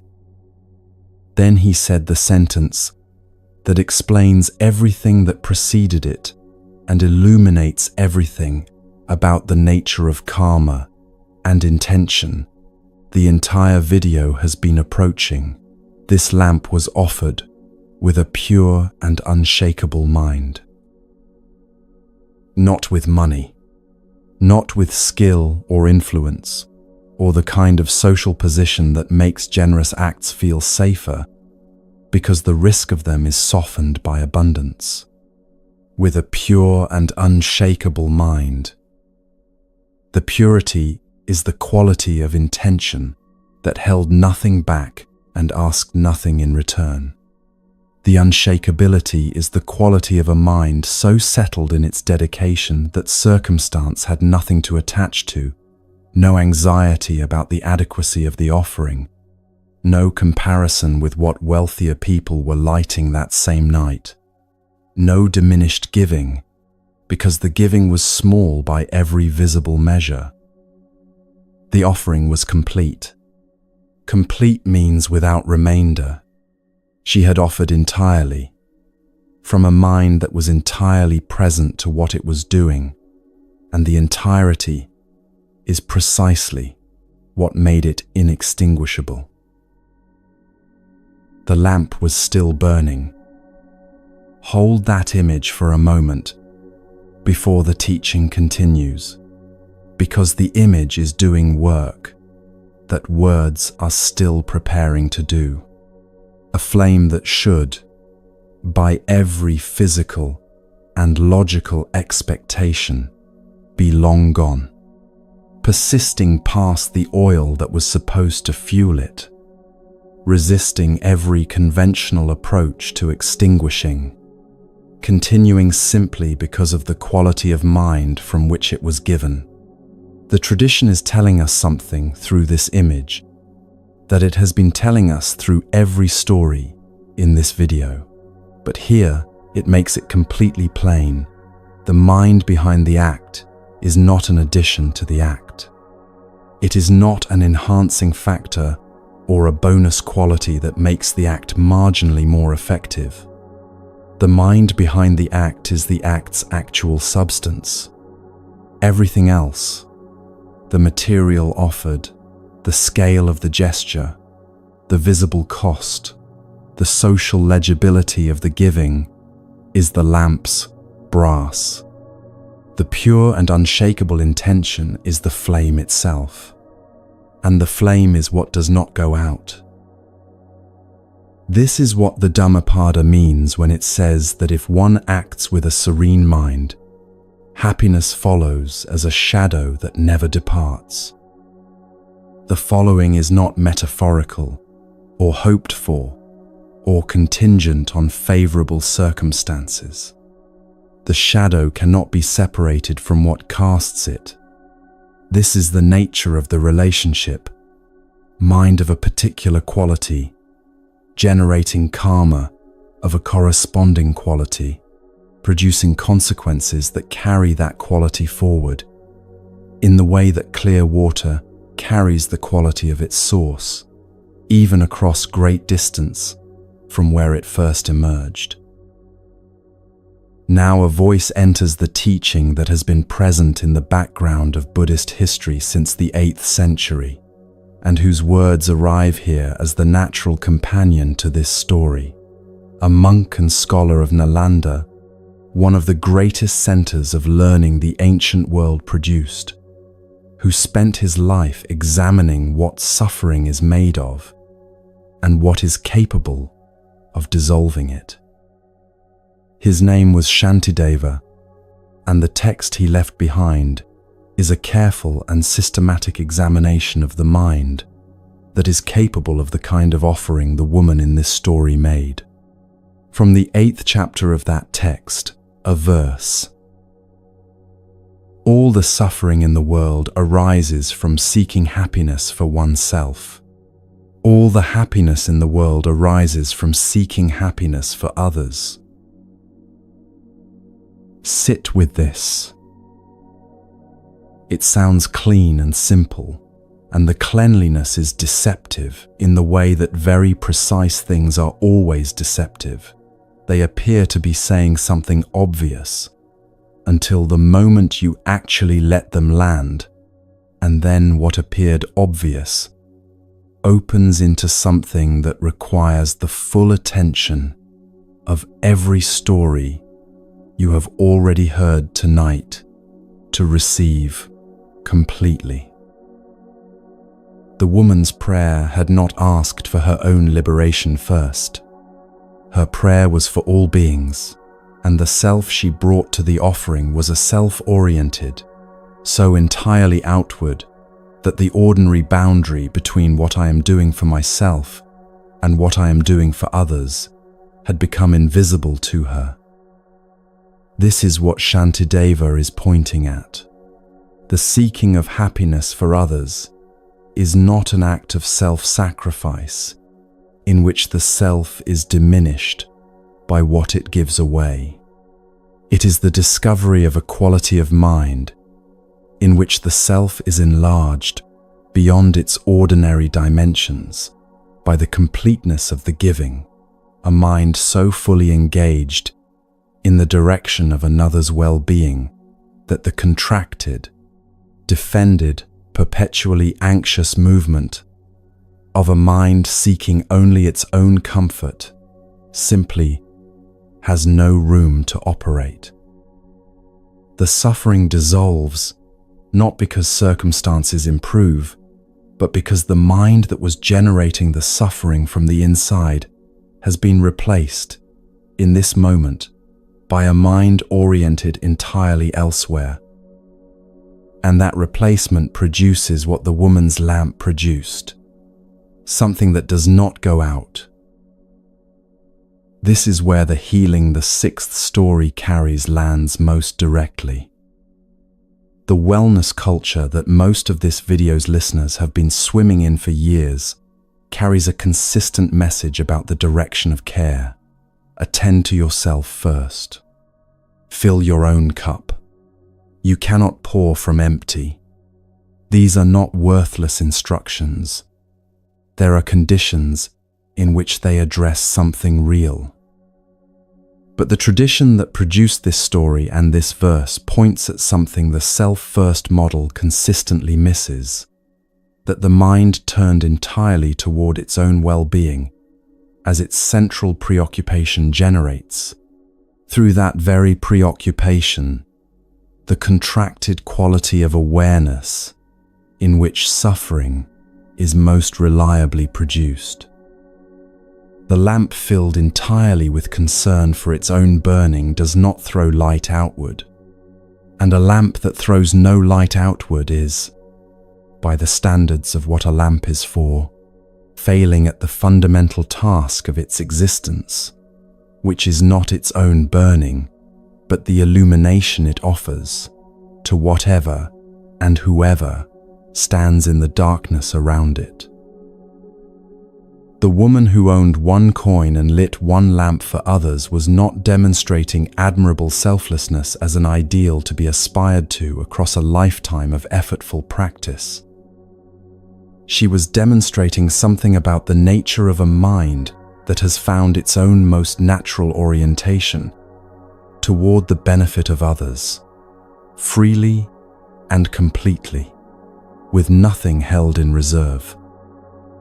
That orientation is not the product of advanced spiritual attainment.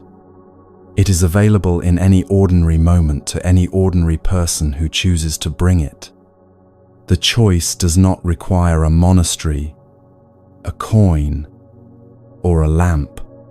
It requires only the quality of attention that asks, in any moment where action is possible, what does this situation need from me, and am I willing to give it without calculation?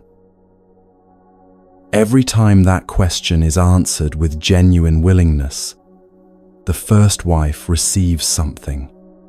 Every time the giving is complete rather than managed, offered without a portion held back against the risk that the giving might cost more than expected, the flame burns. Not visibly, not in any way that others will necessarily witness, or that will be recorded in any text, but in the way the woman's lamp burned through the night while the elaborate lamps of the wealthy went dark one by one, because the quality of the giving determines the quality of what the giving becomes.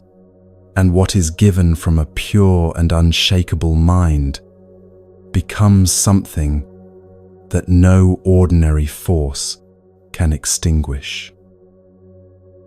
This is your mind creating your karma at the level where karma is most fundamentally generated. Every act of genuine, outward orientation, every moment of real care, extended without the small interior calculation of what the extending will cost or return. Each of these is accumulating in the texture of what the mind is becoming. A mind that has practiced this across ordinary occasions, repeated across ordinary time, develops a quality of spaciousness in which the contracted experience of a self perpetually managing its own comfort begins to lose its grip. The suffering the grip was generating diminishes as Shantideva said it would, not because it was argued out of existence, but because the mind that was producing it through inward orientation has been slowly, through practice, turned outward, opened into the larger territory of a life that is genuinely, sustainably, and inextinguishably about something beyond its own maintenance. The flame was still burning when the sun came up. After the oil was gone, after every practical basis for its continuing had been exhausted, it held. Because the mind that lit it had given everything it had with a completely open hand, and everything given that way is kept in a form that ordinary diminishment cannot reach. The woman walked home the night before, without watching to see whether what she had offered would last. She knew, in the way that genuine giving always knows, that what is truly given is no longer subject to the conditions that govern what is kept. She had made it a lamp for everyone. That is why it burned for everyone. That is why it burned on. 6 stories have now moved through this listening, and something has been building between them that the 7th story will now take into territory that surprises even those who believe they have understood what the first 6 were pointing toward. Because there is a figure who spent more years in the company of this teaching than perhaps anyone alive during its earliest flowering, who served with devotion and capability and complete dedication, who remembered everything and missed nothing, who was present for every teaching and faithful to every instruction, and who still, by the eve of the most important gathering of his entire life, had not found what he had been seeking. What happened to him in the hours before dawn, in the specific moment when he finally stopped, is one of the most quietly astonishing things in the entire tradition.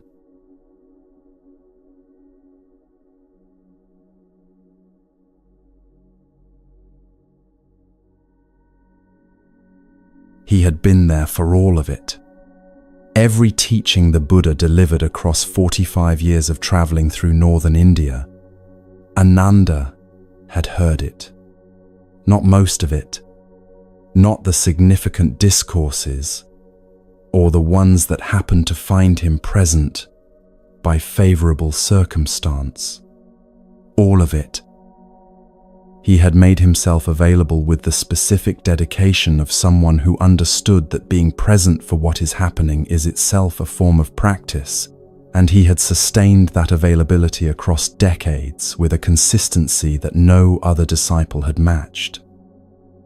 He was the tradition's living memory, the person who, when a teaching needed to be confirmed, or a sequence of events required reconstruction, could close his eyes and return to the original occasion with the reliability of a record that had never failed to hold what was deposited in it.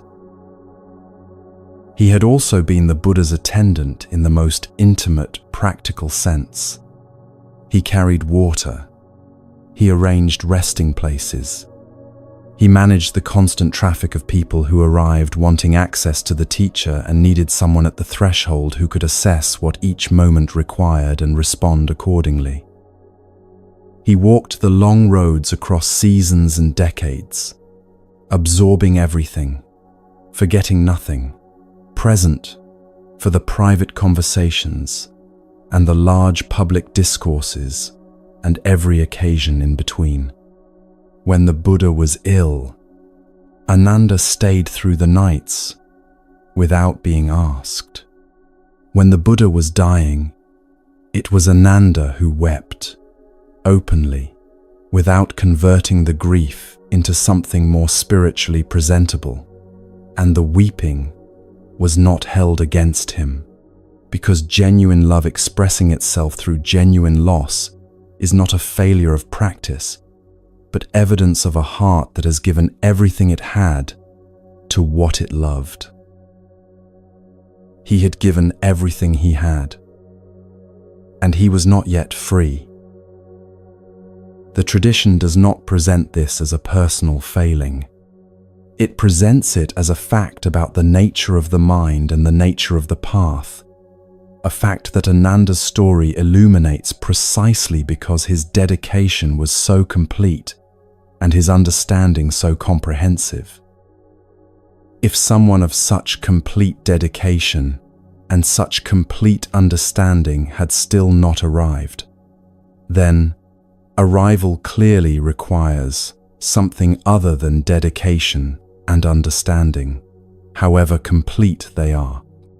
This is the question the story holds open until the last hour before dawn. Among the Buddha's closest circle, Ananda was the one who had been present for the most, and remembered the most, and carried the most. And by the time the Buddha died, and the era of his direct teaching came to its end, Ananda had not achieved what the tradition identifies as full awakening. Not through any absence of dedication, not through any gap in understanding. He understood what he had heard with the precision of a person who had spent more years with this teaching than almost anyone alive. But the tradition distinguishes between comprehensive understanding and the particular interior shift it calls full liberation, and Ananda, by the time the Buddha died, had achieved the first without arriving at the second. The first council was convened to preserve and codify everything the Buddha had taught across those 45 years. 500 of the tradition's most accomplished practitioners were to gather, and the gathering required, by the standards of those who convened it, that all present had achieved full awakening. This was not a procedural formality.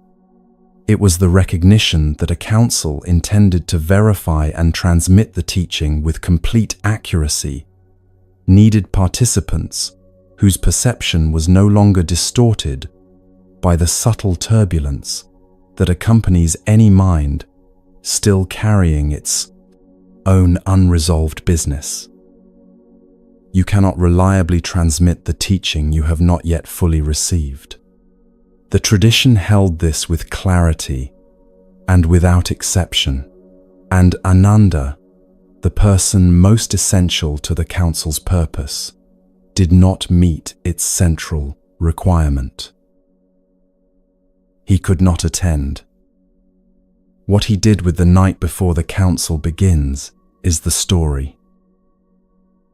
He practiced with the particular quality of effort that belongs to someone who has genuinely run out of alternative approaches and now faces the single remaining option of bringing everything they have to the one thing that has resisted every previous application of everything they had.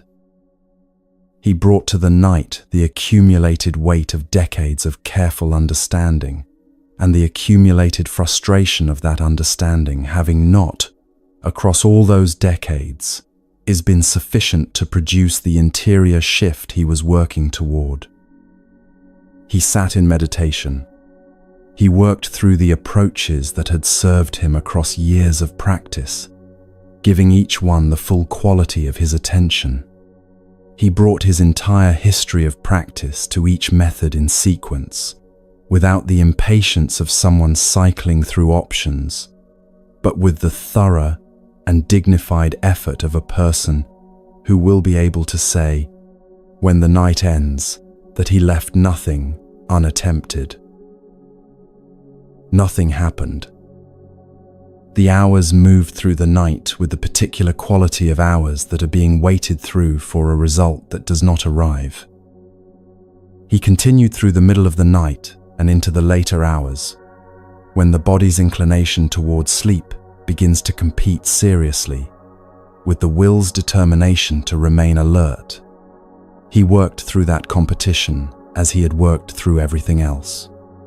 He applied more effort where the effort seemed to be making least progress, which is the natural response of a disciplined mind encountering resistance, and which produced, as it had been producing across the entire night, exactly nothing different from what the preceding hours had produced. The night was not offering him what he was asking it for. He could feel the dawn approaching. He had perhaps hours left before the council would begin, and he was no closer to what the council required than he had been when the night began. Near dawn, he made a decision. He would rest, not in abandonment of what he was working toward. The tradition makes this distinction with care. He was not surrendering his intention or withdrawing his dedication. He was acknowledging that his body had reached the genuine end of what it could sustain in upright practice, and that, continuing to demand from it what it could no longer provide, was generating a quality of effort that had ceased to serve the purpose effort is supposed to serve. He would lie down.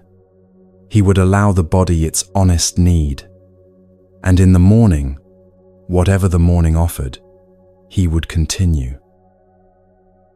He began to lie down. The tradition preserves the specific physical sequence of this moment with the kind of precision that signals how much the moment was understood to matter. He inclined his body toward the horizontal, releasing the upright posture of the night's practice, moving through the transition toward rest. His head was approaching the pillow. He had not yet arrived. He was between the two positions, no longer upright in the practiced effort of the night, not yet arrived at the rest he was descending toward when the shift occurred. Before his head touched the pillow, Ananda was free. The tradition states this plainly, without the additions that a storyteller reaching for impact might be tempted to provide. There is no description of how the moment felt from inside, no record of what recognition accompanied the arrival. Just the spare account of a person in a specific physical transition and the fact of what completed itself within it. The plainness is not restraint. It is the tradition's acknowledgement that this kind of arrival does not organize itself into descriptions that can be borrowed and transferred. The most honest way to honor it is to report what happened without converting it into imagery that makes it feel more available than it actually is. No technique produced this. No method was responsible for its arrival. No increase in effort. No discovery of the right approach. No final push that broke through where previous pushes had failed. The understanding arrived in the moment when he stopped working toward it, and this is not a poetic rendering of the sequence, but the literal account the tradition preserves. He was moving toward rest. He was releasing the night's sustained effort into the body's honest need.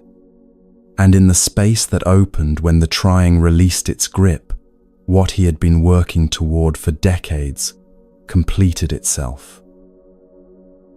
Now the Karma teaching at the center of this video finds its most interior expression. The Dhammapada says mind is the forerunner of all things. Every story in this video has approached this teaching from a different direction.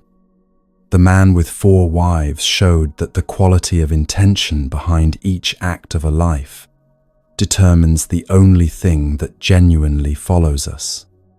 The body of the wealthy man showed what the mind's habitual patterns eventually write in physical form when left unexamined. The elephant showed what the certainties held most firmly cost the mind that has stopped questioning them. The empty boat showed that the source of what we feel lives far closer to home than the outward search tends to find. The muddy stream showed that the mind's own nature, given genuine non-interference, will always return to the clarity it never actually lost. And Ananda's night shows something about the forerunning mind that may be the most counterintuitive thing the tradition has to offer, that the effort to use the mind as an instrument for transforming itself can, at a certain level of sustained intensity, become the primary obstruction to the transformation it is attempting. The effortful seeking mind holds 2 things simultaneously: the current condition and the desired condition, with the distance between them experienced as a gap to be closed by sufficient application of will. This holding is itself a form of grasping. Grasping is the quality the tradition consistently identifies as the root mechanism through which suffering perpetuates itself. The mind straining toward liberation through the mechanism of grasping is, in the very act of straining, practicing and reinforcing the quality it is trying to dissolve. This does not make the effort worthless. 45 years of devoted practice had filled Ananda with everything that the moment before the pillow required. But the final movement could not be made by the effort. It could only happen in the honest release of effort, and that release could not be manufactured as a deliberate technique. His body had to genuinely need rest. He had to actually give up the night's work and begin the real physical movement of lying down in complete surrender to what the body honestly required. That complete surrender was the condition, and the condition, when genuinely met, allowed what had been accumulating across 45 years to arrive at its completion. There is a teaching the tradition offers about this specific dynamic that Ananda's story makes visible in the most concrete possible way. The preparation cannot be skipped. The years of sitting and listening and serving and remembering were not wasted effort preceding the real event. They were the ground from which the real event grew, as roots grow invisibly across years of dark before the season that finally allows them to express what they have been building all along. The ground needs the years, and the years need, at their completion, the single genuine moment of release that allows what they have been preparing to surface. The healing this story carries lands in a specific place. For the person who has been working on themselves with genuine dedication and genuine intelligence, who has brought real effort to understanding their patterns and real commitment to changing them, who has been doing this long enough to feel the particular frustration of consistent and careful effort, yielding results that still fall short of the interior freedom they were working toward. This story is saying something direct. Everything you have brought to the practice of your own life across all the years of bringing it has been accumulating in the way that Ananda's decades accumulated. The first wife has been receiving every moment of real attention. Every choice made on the side of honesty and care every hard-won insight into what has been driving the patterns you have been working to understand and change. None of it was wasted. All of it is still there. That accumulation is real in the way that roots are real during the years when nothing appears above the surface. The visible result is not the measure of the process. The process runs whether or not the surface shows evidence of it. Building quietly, what will one day allow what has been growing in the dark to complete its emergence. And there are moments when the next step is genuine release of effort, the actual, physically real decision to let the attempt conclude without the result it was pursuing, to stop working on the problem, to allow the body its honest rest, and to discover that what has been accumulating across years of careful practice was waiting precisely for this quality of spaciousness to appear before completing itself. This is not a teaching about giving up. It is a teaching about the relationship between preparation and arrival. Preparation creates the conditions. Arrival requires the release of the preparing. You cannot receive what you are prepared for while still actively engaged in preparing to receive it. At some point, the work has to be genuinely set down, not as a technique for accelerating arrival by pretending to release while still monitoring for results, but as an actual surrender into the honest needs of a body and a mind that have given everything the night required of them. Ananda attended the council. He recited everything he had heard across 45 years, beginning each account with the words, "Thus have I heard," his voice threading through every discourse he transmitted, the signature of a person whose service to the teaching had been complete and without reservation.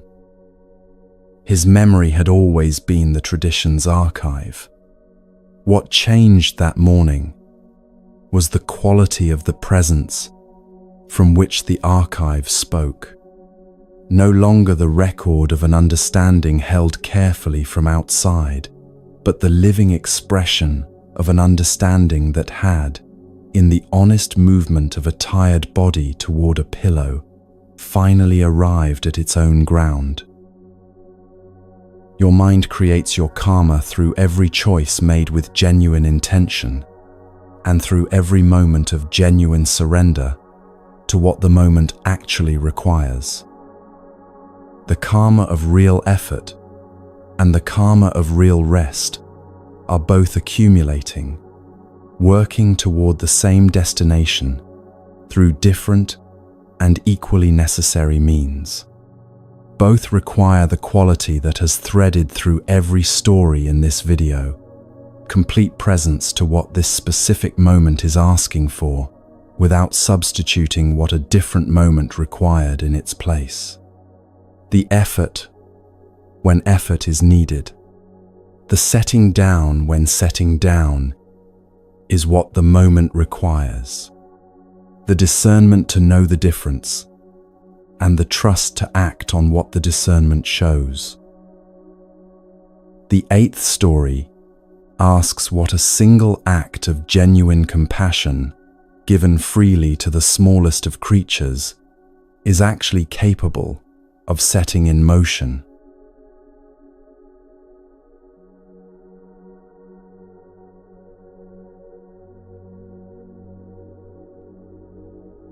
The teacher had been watching the boy's face for several days before he said anything, not with the visible attention of a person whose concern has been aroused and who wants the other person to understand that it has been aroused, with the quiet, peripheral watching of someone who has learned to receive what faces carry without directing them toward any particular expression. He had practiced long enough that certain things had become available to his perception that are not available to straightforward observation, the way a quality of remaining time can accumulate in a person's face, the way weather accumulates in a sky before anything visible has yet been done about it. What he found there, across those days of careful watching, was something he recognized from other faces across many years and had hoped not to find here. The boy had very little time. He did not tell him. There is a specific and difficult wisdom in knowing which truths serve the person who would receive them, and which truths serve only the person who needs to speak them, and the teacher held that distinction carefully until he had arrived at what he would actually say. What he said was simple: go home, take a long rest with your family, stay as long as the visit requires, return when returning feels right, do not hurry back. The student received this as the practical and generous instruction it appeared to be, gathered what a young monk gathers for a journey of some duration, said his farewells, with the easy cheerfulness of someone who has not heard what an instruction is also carrying beneath its surface, and walked out through the monastery gates into a summer morning that had not yet decided to become difficult. He walked without urgency and without agenda. The day had been returned to him without conditions, and he moved through it in the unhurried way of a person whose attention has not been claimed by anything requiring it to look somewhere other than the road immediately ahead. The road offered itself to him. He received it simply, step by step, in the easy continuity of a person who is exactly where they are. This quality of presence, available and unencumbered before anything consequential happens, is the first thing the story asks us to hold, because it is the ground from which everything that follows grows. He was not practicing awareness as a discipline or maintaining any deliberate quality of attention. He was simply present to the road and the summer sounds and the shade of trees leaning from the bank into the path, in the natural and unfabricated way of a young person traveling with nowhere particular to be before evening. His mind was genuinely unoccupied, not emptied through effort, but simply not yet furnished with anything requiring it to be elsewhere. Most minds carry their preoccupations into every landscape they move through, so that even a beautiful road is experienced primarily as a surface the mind crosses while it is occupied elsewhere. His mind was where his feet were. He was walking, and the walking received his full presence without his having directed anything toward it. Then the stream.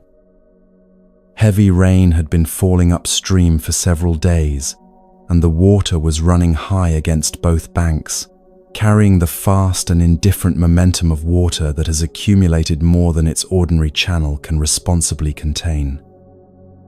He stopped before crossing, the way a careful traveler stops at water running unusually, and in the stopping his eye found something in the middle of the current that the stopping had not been intended to find. A small elevation of ground, barely clearing the surface of the flood, and on it, a colony of ants. The water had been rising around them long enough that the ground they occupied had reduced to this single remaining elevation, still above the flood line. but losing that advantage measurably as the minutes passed. They were alive and moving in the purposeful way of creatures that have not yet stopped trying, but the direction of the situation was clear to anyone who read it honestly. The island was shrinking. The water was not. He did not deliberate. This is what the story turns on, and it deserves a full moment of attention before continuing. The interior process that ordinarily precedes a decision, the calculation about whether an act is worth the cost, whether the beneficiaries deserve the effort, whether this particular situation falls within the reasonable scope of this particular person's responsibility. At this particular point in their day, none of this arose in the space between his seeing and his movement toward the bank.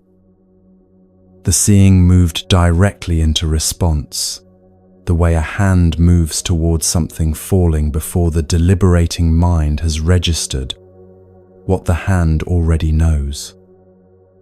He was looking for what the bank could provide before the decision to act had been formally arrived at, because the decision had already made itself in the quality of the mind that was seeing, in the accumulated character of a mind that had practiced across all the ordinary days of his young life the simple and unglamorous habit of responding to what it found.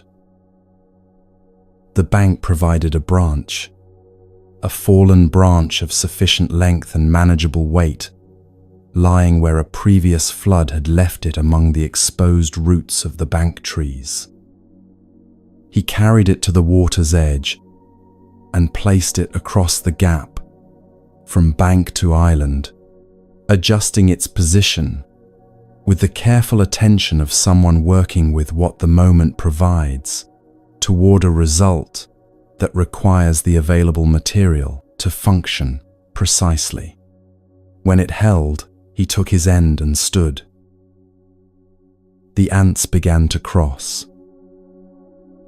What he did for the duration of that crossing was the most ordinary thing in its description and the most demanding in its practice.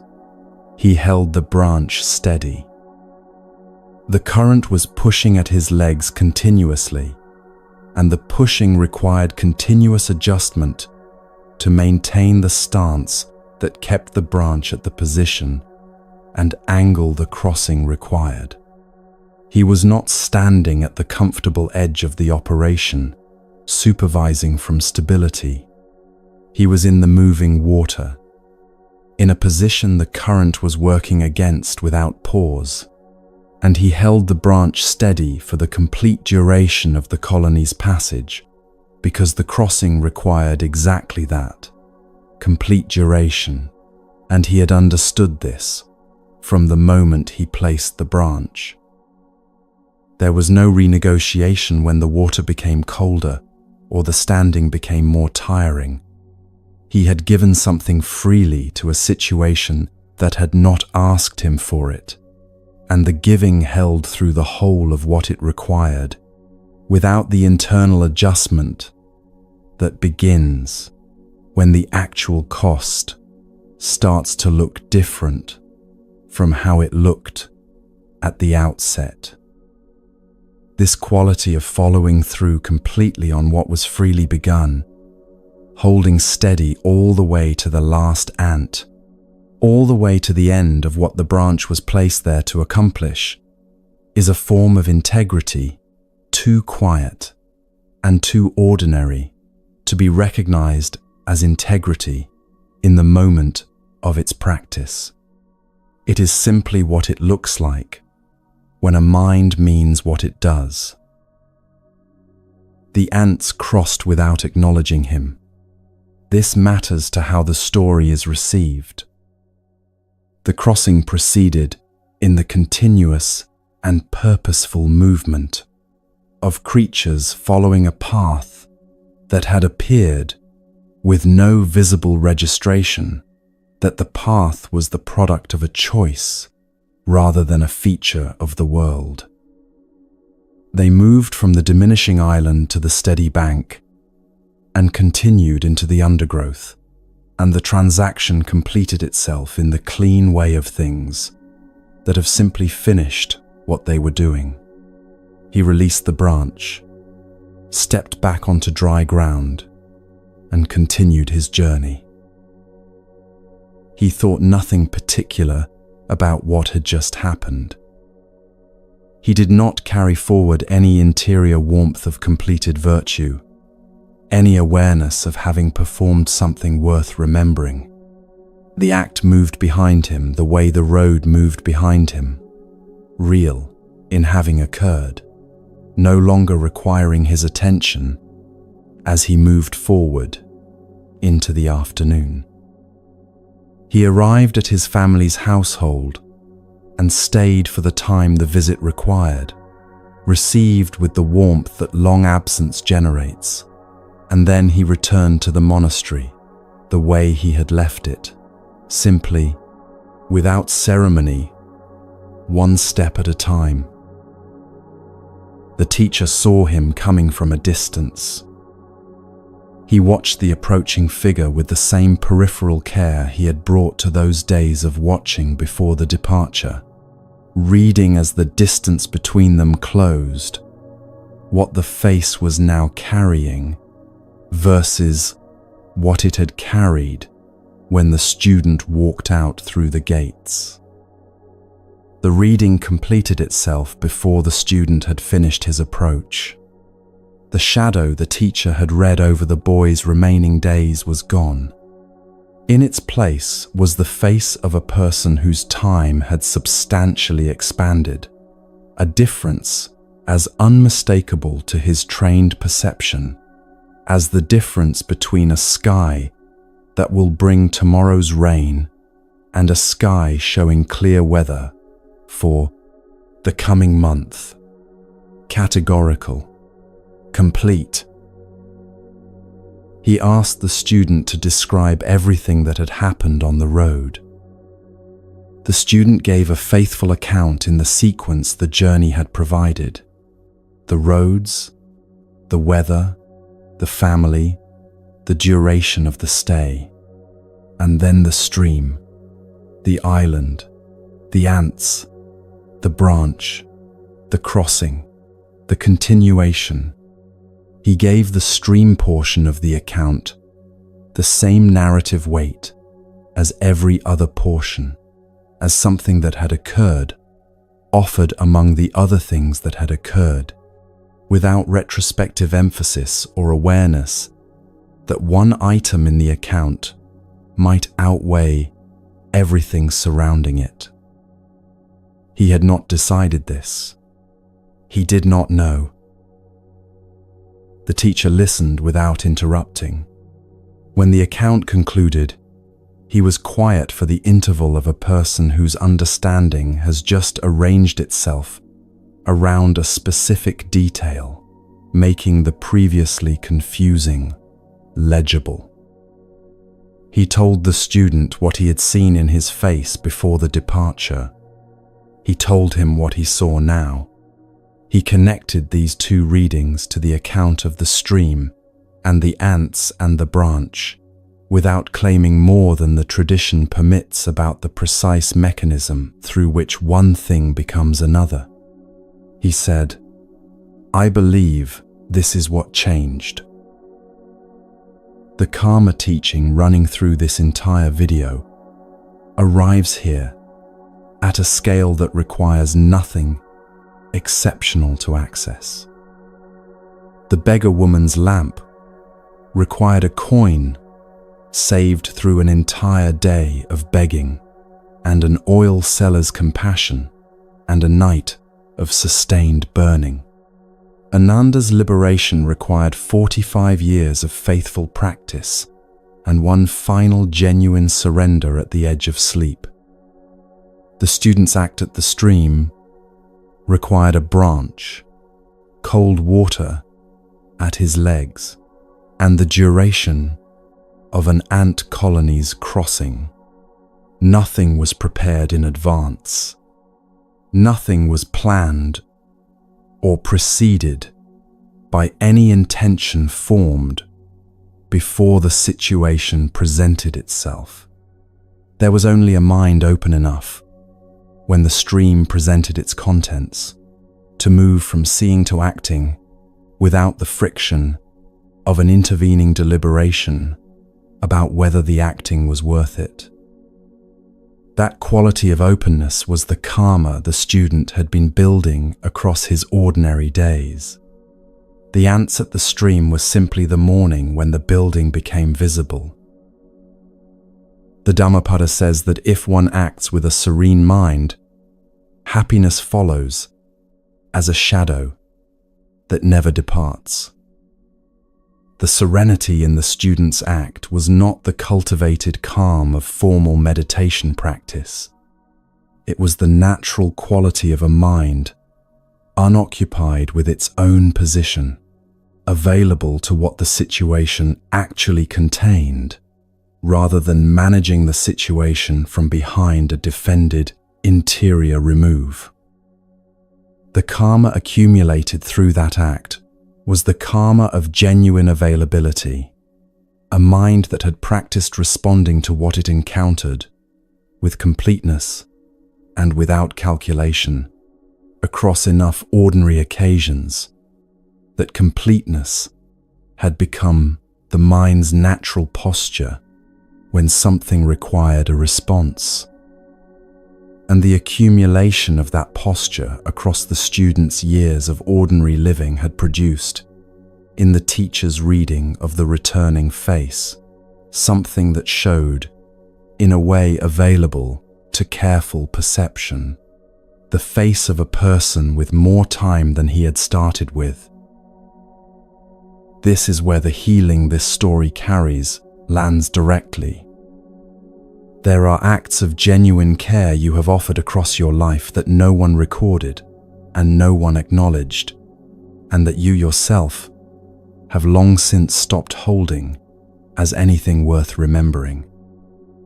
The patience extended on a day when patience was already scarce, given to someone who did not know they were receiving anything deliberately provided.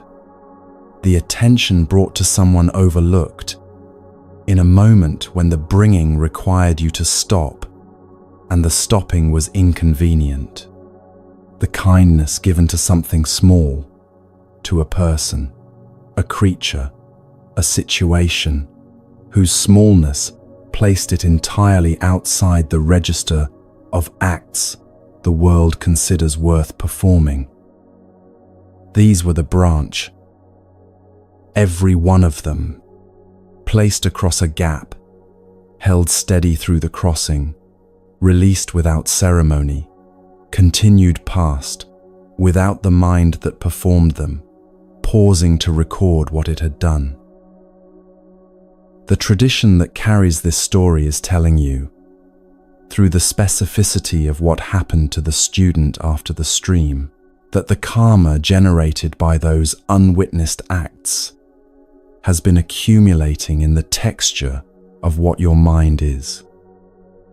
Not as abstract credit stored somewhere distant, but as the actual ongoing consequence of actual intentions expressed in actual moments of genuine care, building, across the unremarkable days, the specific quality of mind that the first wife carries and does not release. Your small acts of genuine care have been building this quality in you.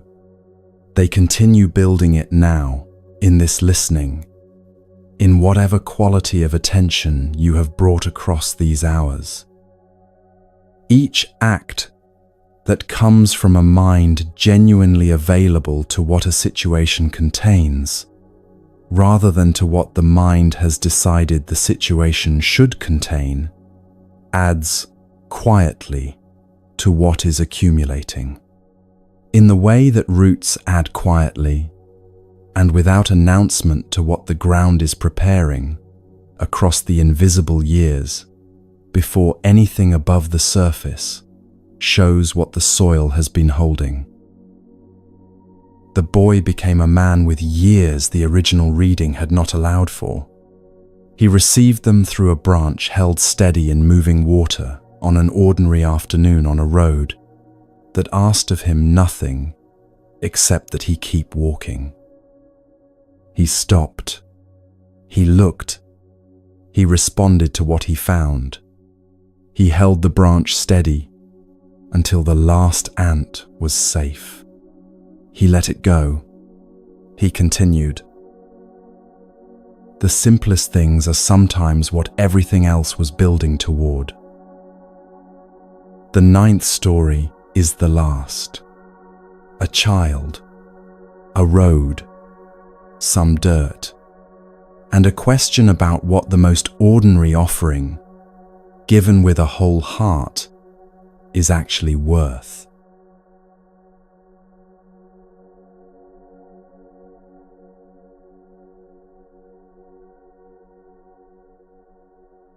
The child was not thinking about the Buddha when the Buddha appeared on the road.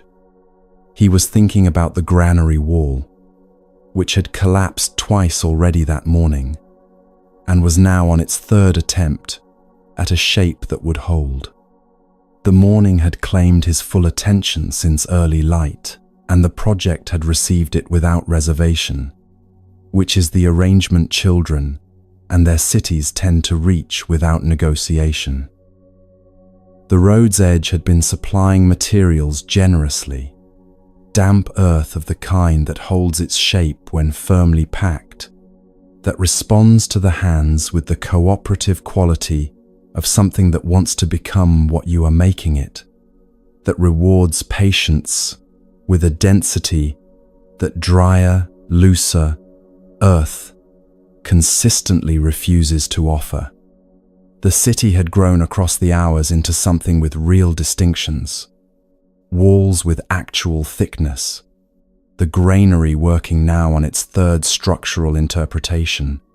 A market established at the intersection of 2 lanes worn into the earth by the children's feet. A river whose course had been debated seriously and resolved in a compromise. Both competing parties declared satisfactory. It required everything the children had to give it, and they gave everything without keeping accounts of the giving. It was as real as the quality of attention that had been building it since morning, which is to say, it was entirely real. He did not hear the group approaching until they were close enough that the sound of feet on the road had already organized itself into the distinct, settled rhythm of people who have been walking for a long time and have arrived, through many miles and seasons, at a relationship with distance that is no longer contested. He looked up from the granary's 3rd attempt. The road he had been vaguely aware of all morning, a background presence at the edge of the project's more demanding claims, had become something different in the short interval since he last attended to it. A group of monks moved along it with the forward quality of sustained practice, and at the center of the group, a figure whose manner of attending to the world around him had the effect of making everything within range feel simultaneously more present and more at ease. He looked. He did not look away. What followed bypassed every stage of a child's ordinary decision sequence. The assessment of whether an impulse is appropriate, the calculation of what it might cost to follow it, the sideways glance toward peers to determine whether the group's current mood accommodates the impulse. None of this arose. His hand reached for the granary before a decision had been formally made, scooping from its packed face a generous handful of the best of what the wall had been built from. He found a clean leaf nearby, broad and dry and unbroken, and arranged what he had scooped onto it with the careful attention of someone presenting something of genuine value to someone of genuine importance, which was precisely the situation he understood himself to be in. He stood. He walked to the road. He knelt before the figure at the center of the group and raised the leaf with both hands. All the people of our city offer you this rice for your sustenance and the sustenance of your monks. A pause. The pause of a person ensuring the words are landing where they are aimed. We ask that you accept it. He called it rice. His hands held earth. His face carried no awareness of any discrepancy between these two facts, because from inside his understanding of the morning's work, there was none. The granary had held rice throughout its 3 structural attempts. The rice was real, harvested from the city's supply, offered with the unanimous agreement of the city's entire population, which had voted swiftly when the idea arose. The gift came from the full sincerity of a mind that had been nowhere other than precisely here all morning, a mind that had not stepped outside its own absorption long enough to evaluate whether what the project produced was adequate for offering to someone who deserved better. The city's best was in his hands. He offered the city's best. The Buddha received the leaf.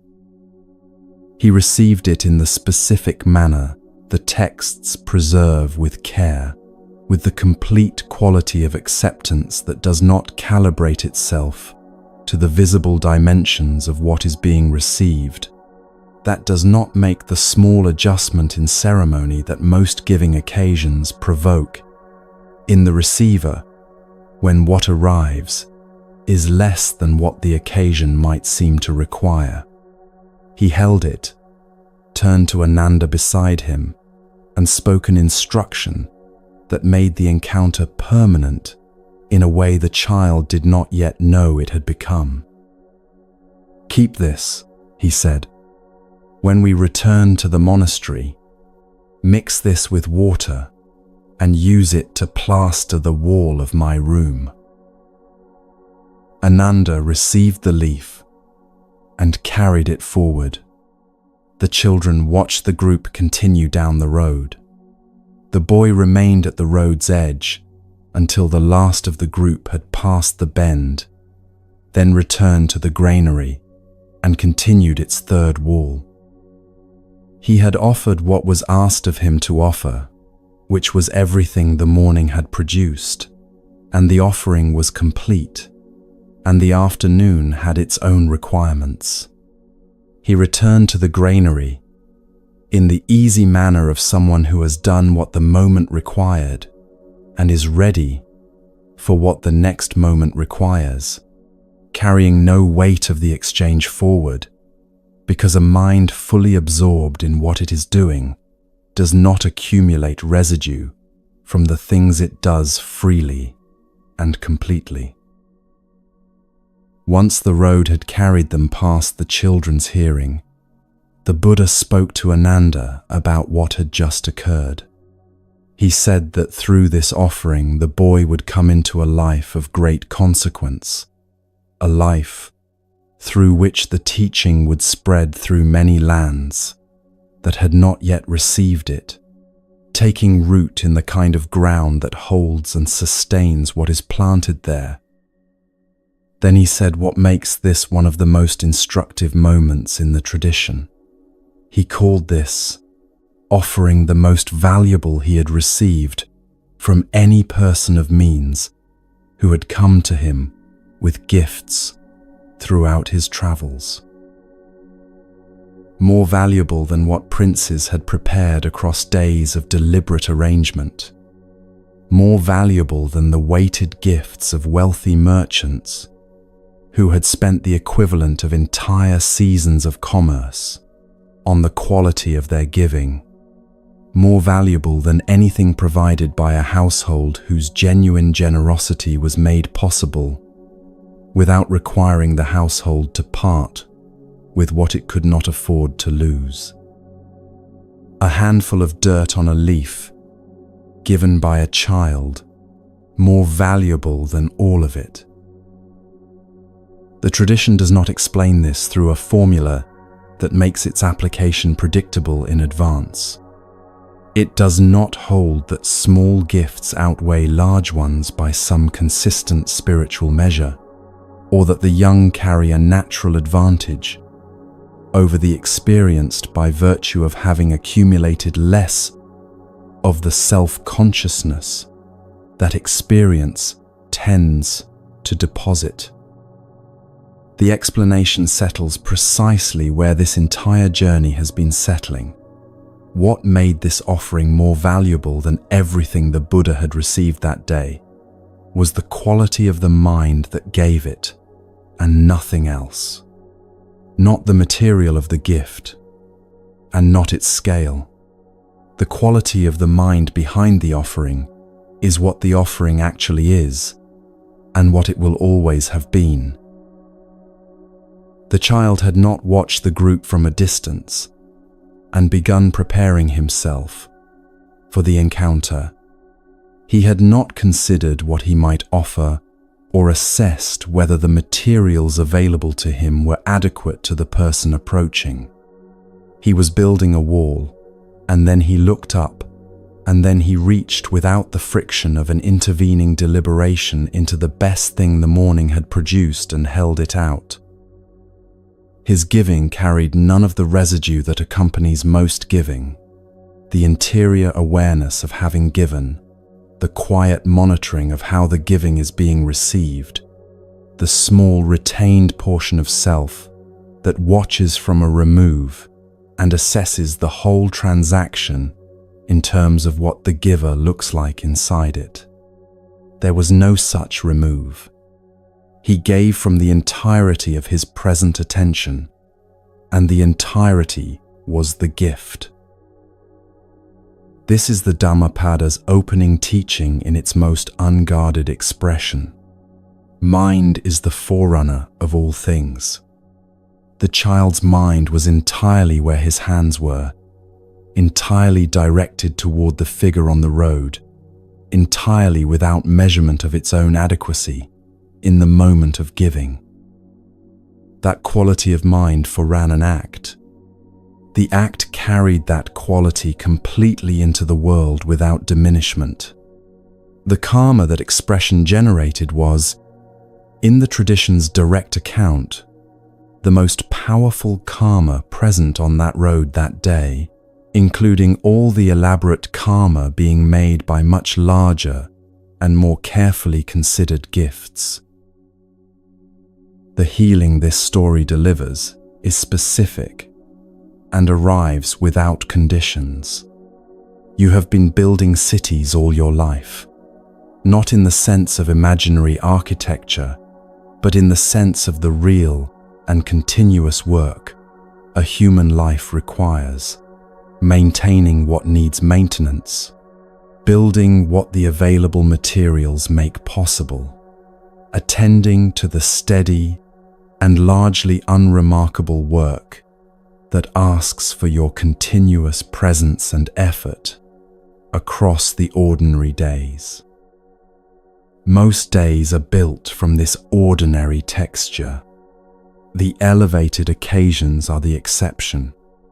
The daily work is where most karma is generated, not in moments sufficiently dramatic to be recognizable as significant, but in the daily texture of absorbed and honest attention given to whatever the day contained. The child was fully inside that daily texture when the road delivered something worth looking up for. He did not step back from the morning's work to prepare a different quality of presence for the offering. The absorbed attention of the granary wall and the open-handed giving at the road's edge were one continuous movement, the same quality of mind expressed first in the building and then in the giving. His karma was generated from inside ordinary life, by what ordinary life had been building in him since morning, expressed in the moment that morning's quality of mind encountered something worth giving to. Every day you have brought genuine presence to what the day required has been doing the same building in you. Every hour given to the actual contents of the actual moment, without the quiet division of a mind physically here, while being otherwise occupied, has been accumulating in the texture of what your mind is across the years.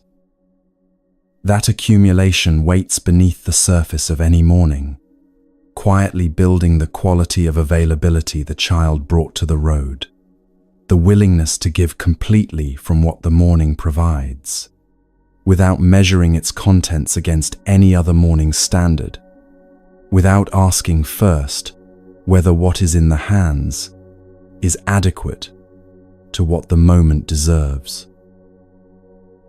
What the child gave was mud. What the tradition says the child gave was the most valuable thing offered that day. These two statements are simultaneously and completely true, and the distance between them is not a paradox requiring resolution. It is the entire teaching received whole. The quality of the mind behind the act is what the act actually is. Mud carried by a mind of complete and unself-conscious sincerity becomes the most valuable offering present. Gold carried by a mind monitoring its own generosity becomes something considerably less than gold. Your mind creates your karma, which means the quality of mind you bring to any given moment is the only accurate measure of what that moment is actually making. The karma of a completely open hand is available now to any person in any moment, regardless of what that moment contains. The child's qualification for the most valuable offering on the road that day was a morning of absorbed work and the immediate recognition of someone worth giving to. Those were sufficient. You have accumulated more mornings than he had. Every morning you showed up for, every day of ordinary work given, without requiring it to be more than it was, has been adding to the ground those mornings have been building in you, preparing for exactly this quality of availability, the willingness to give from what the morning provides, without asking whether what the morning provided was the right kind of gift. Your mind is creating your karma now with the quality of presence you are bringing to what is directly in front of you. The child did not arrange his attention in advance of the encounter or manufacture the openness the giving required. He was absorbed in the work, and then he looked up, and then he gave from what the work had put in his hands. The sequence was seamless. The absorbed attention of the granary wall and the open attention of the road were the same quality of mind, continuous and undivided, moving from one task to the next without any gap of self-assessment between them. That quality of continuity, the mind genuinely present to what each moment contains, without drawing back to evaluate whether the moment is worth the quality of presence it is receiving, is what the tradition identifies as the ground from which the most powerful karma grows.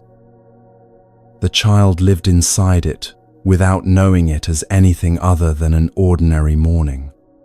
That is all the tradition required of him. That is all the tradition has ever required. The first wife the dying man had neglected was never somewhere else waiting for him to remember her.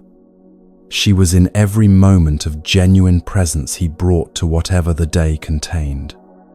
She was in the granary wall's third attempt. She was in the branch, held steady while the ants crossed. She was in the lamp burning through the night, because the hand that lit it held nothing back. She was in the moment just before the pillow.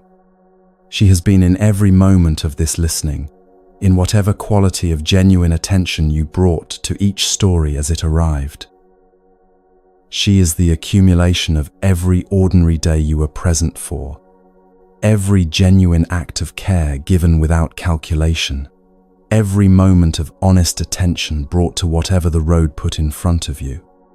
She is what follows, because she has never been following. She has always been what you are, built one morning at a time from the quality of mind you brought to the work, across all the ordinary days and all the roads they traveled. And she will be present at the end of every road you travel, because she has been present at every point along the way, in the dirt and the leaf and the both hands full offering of whatever this particular morning has put in your hands.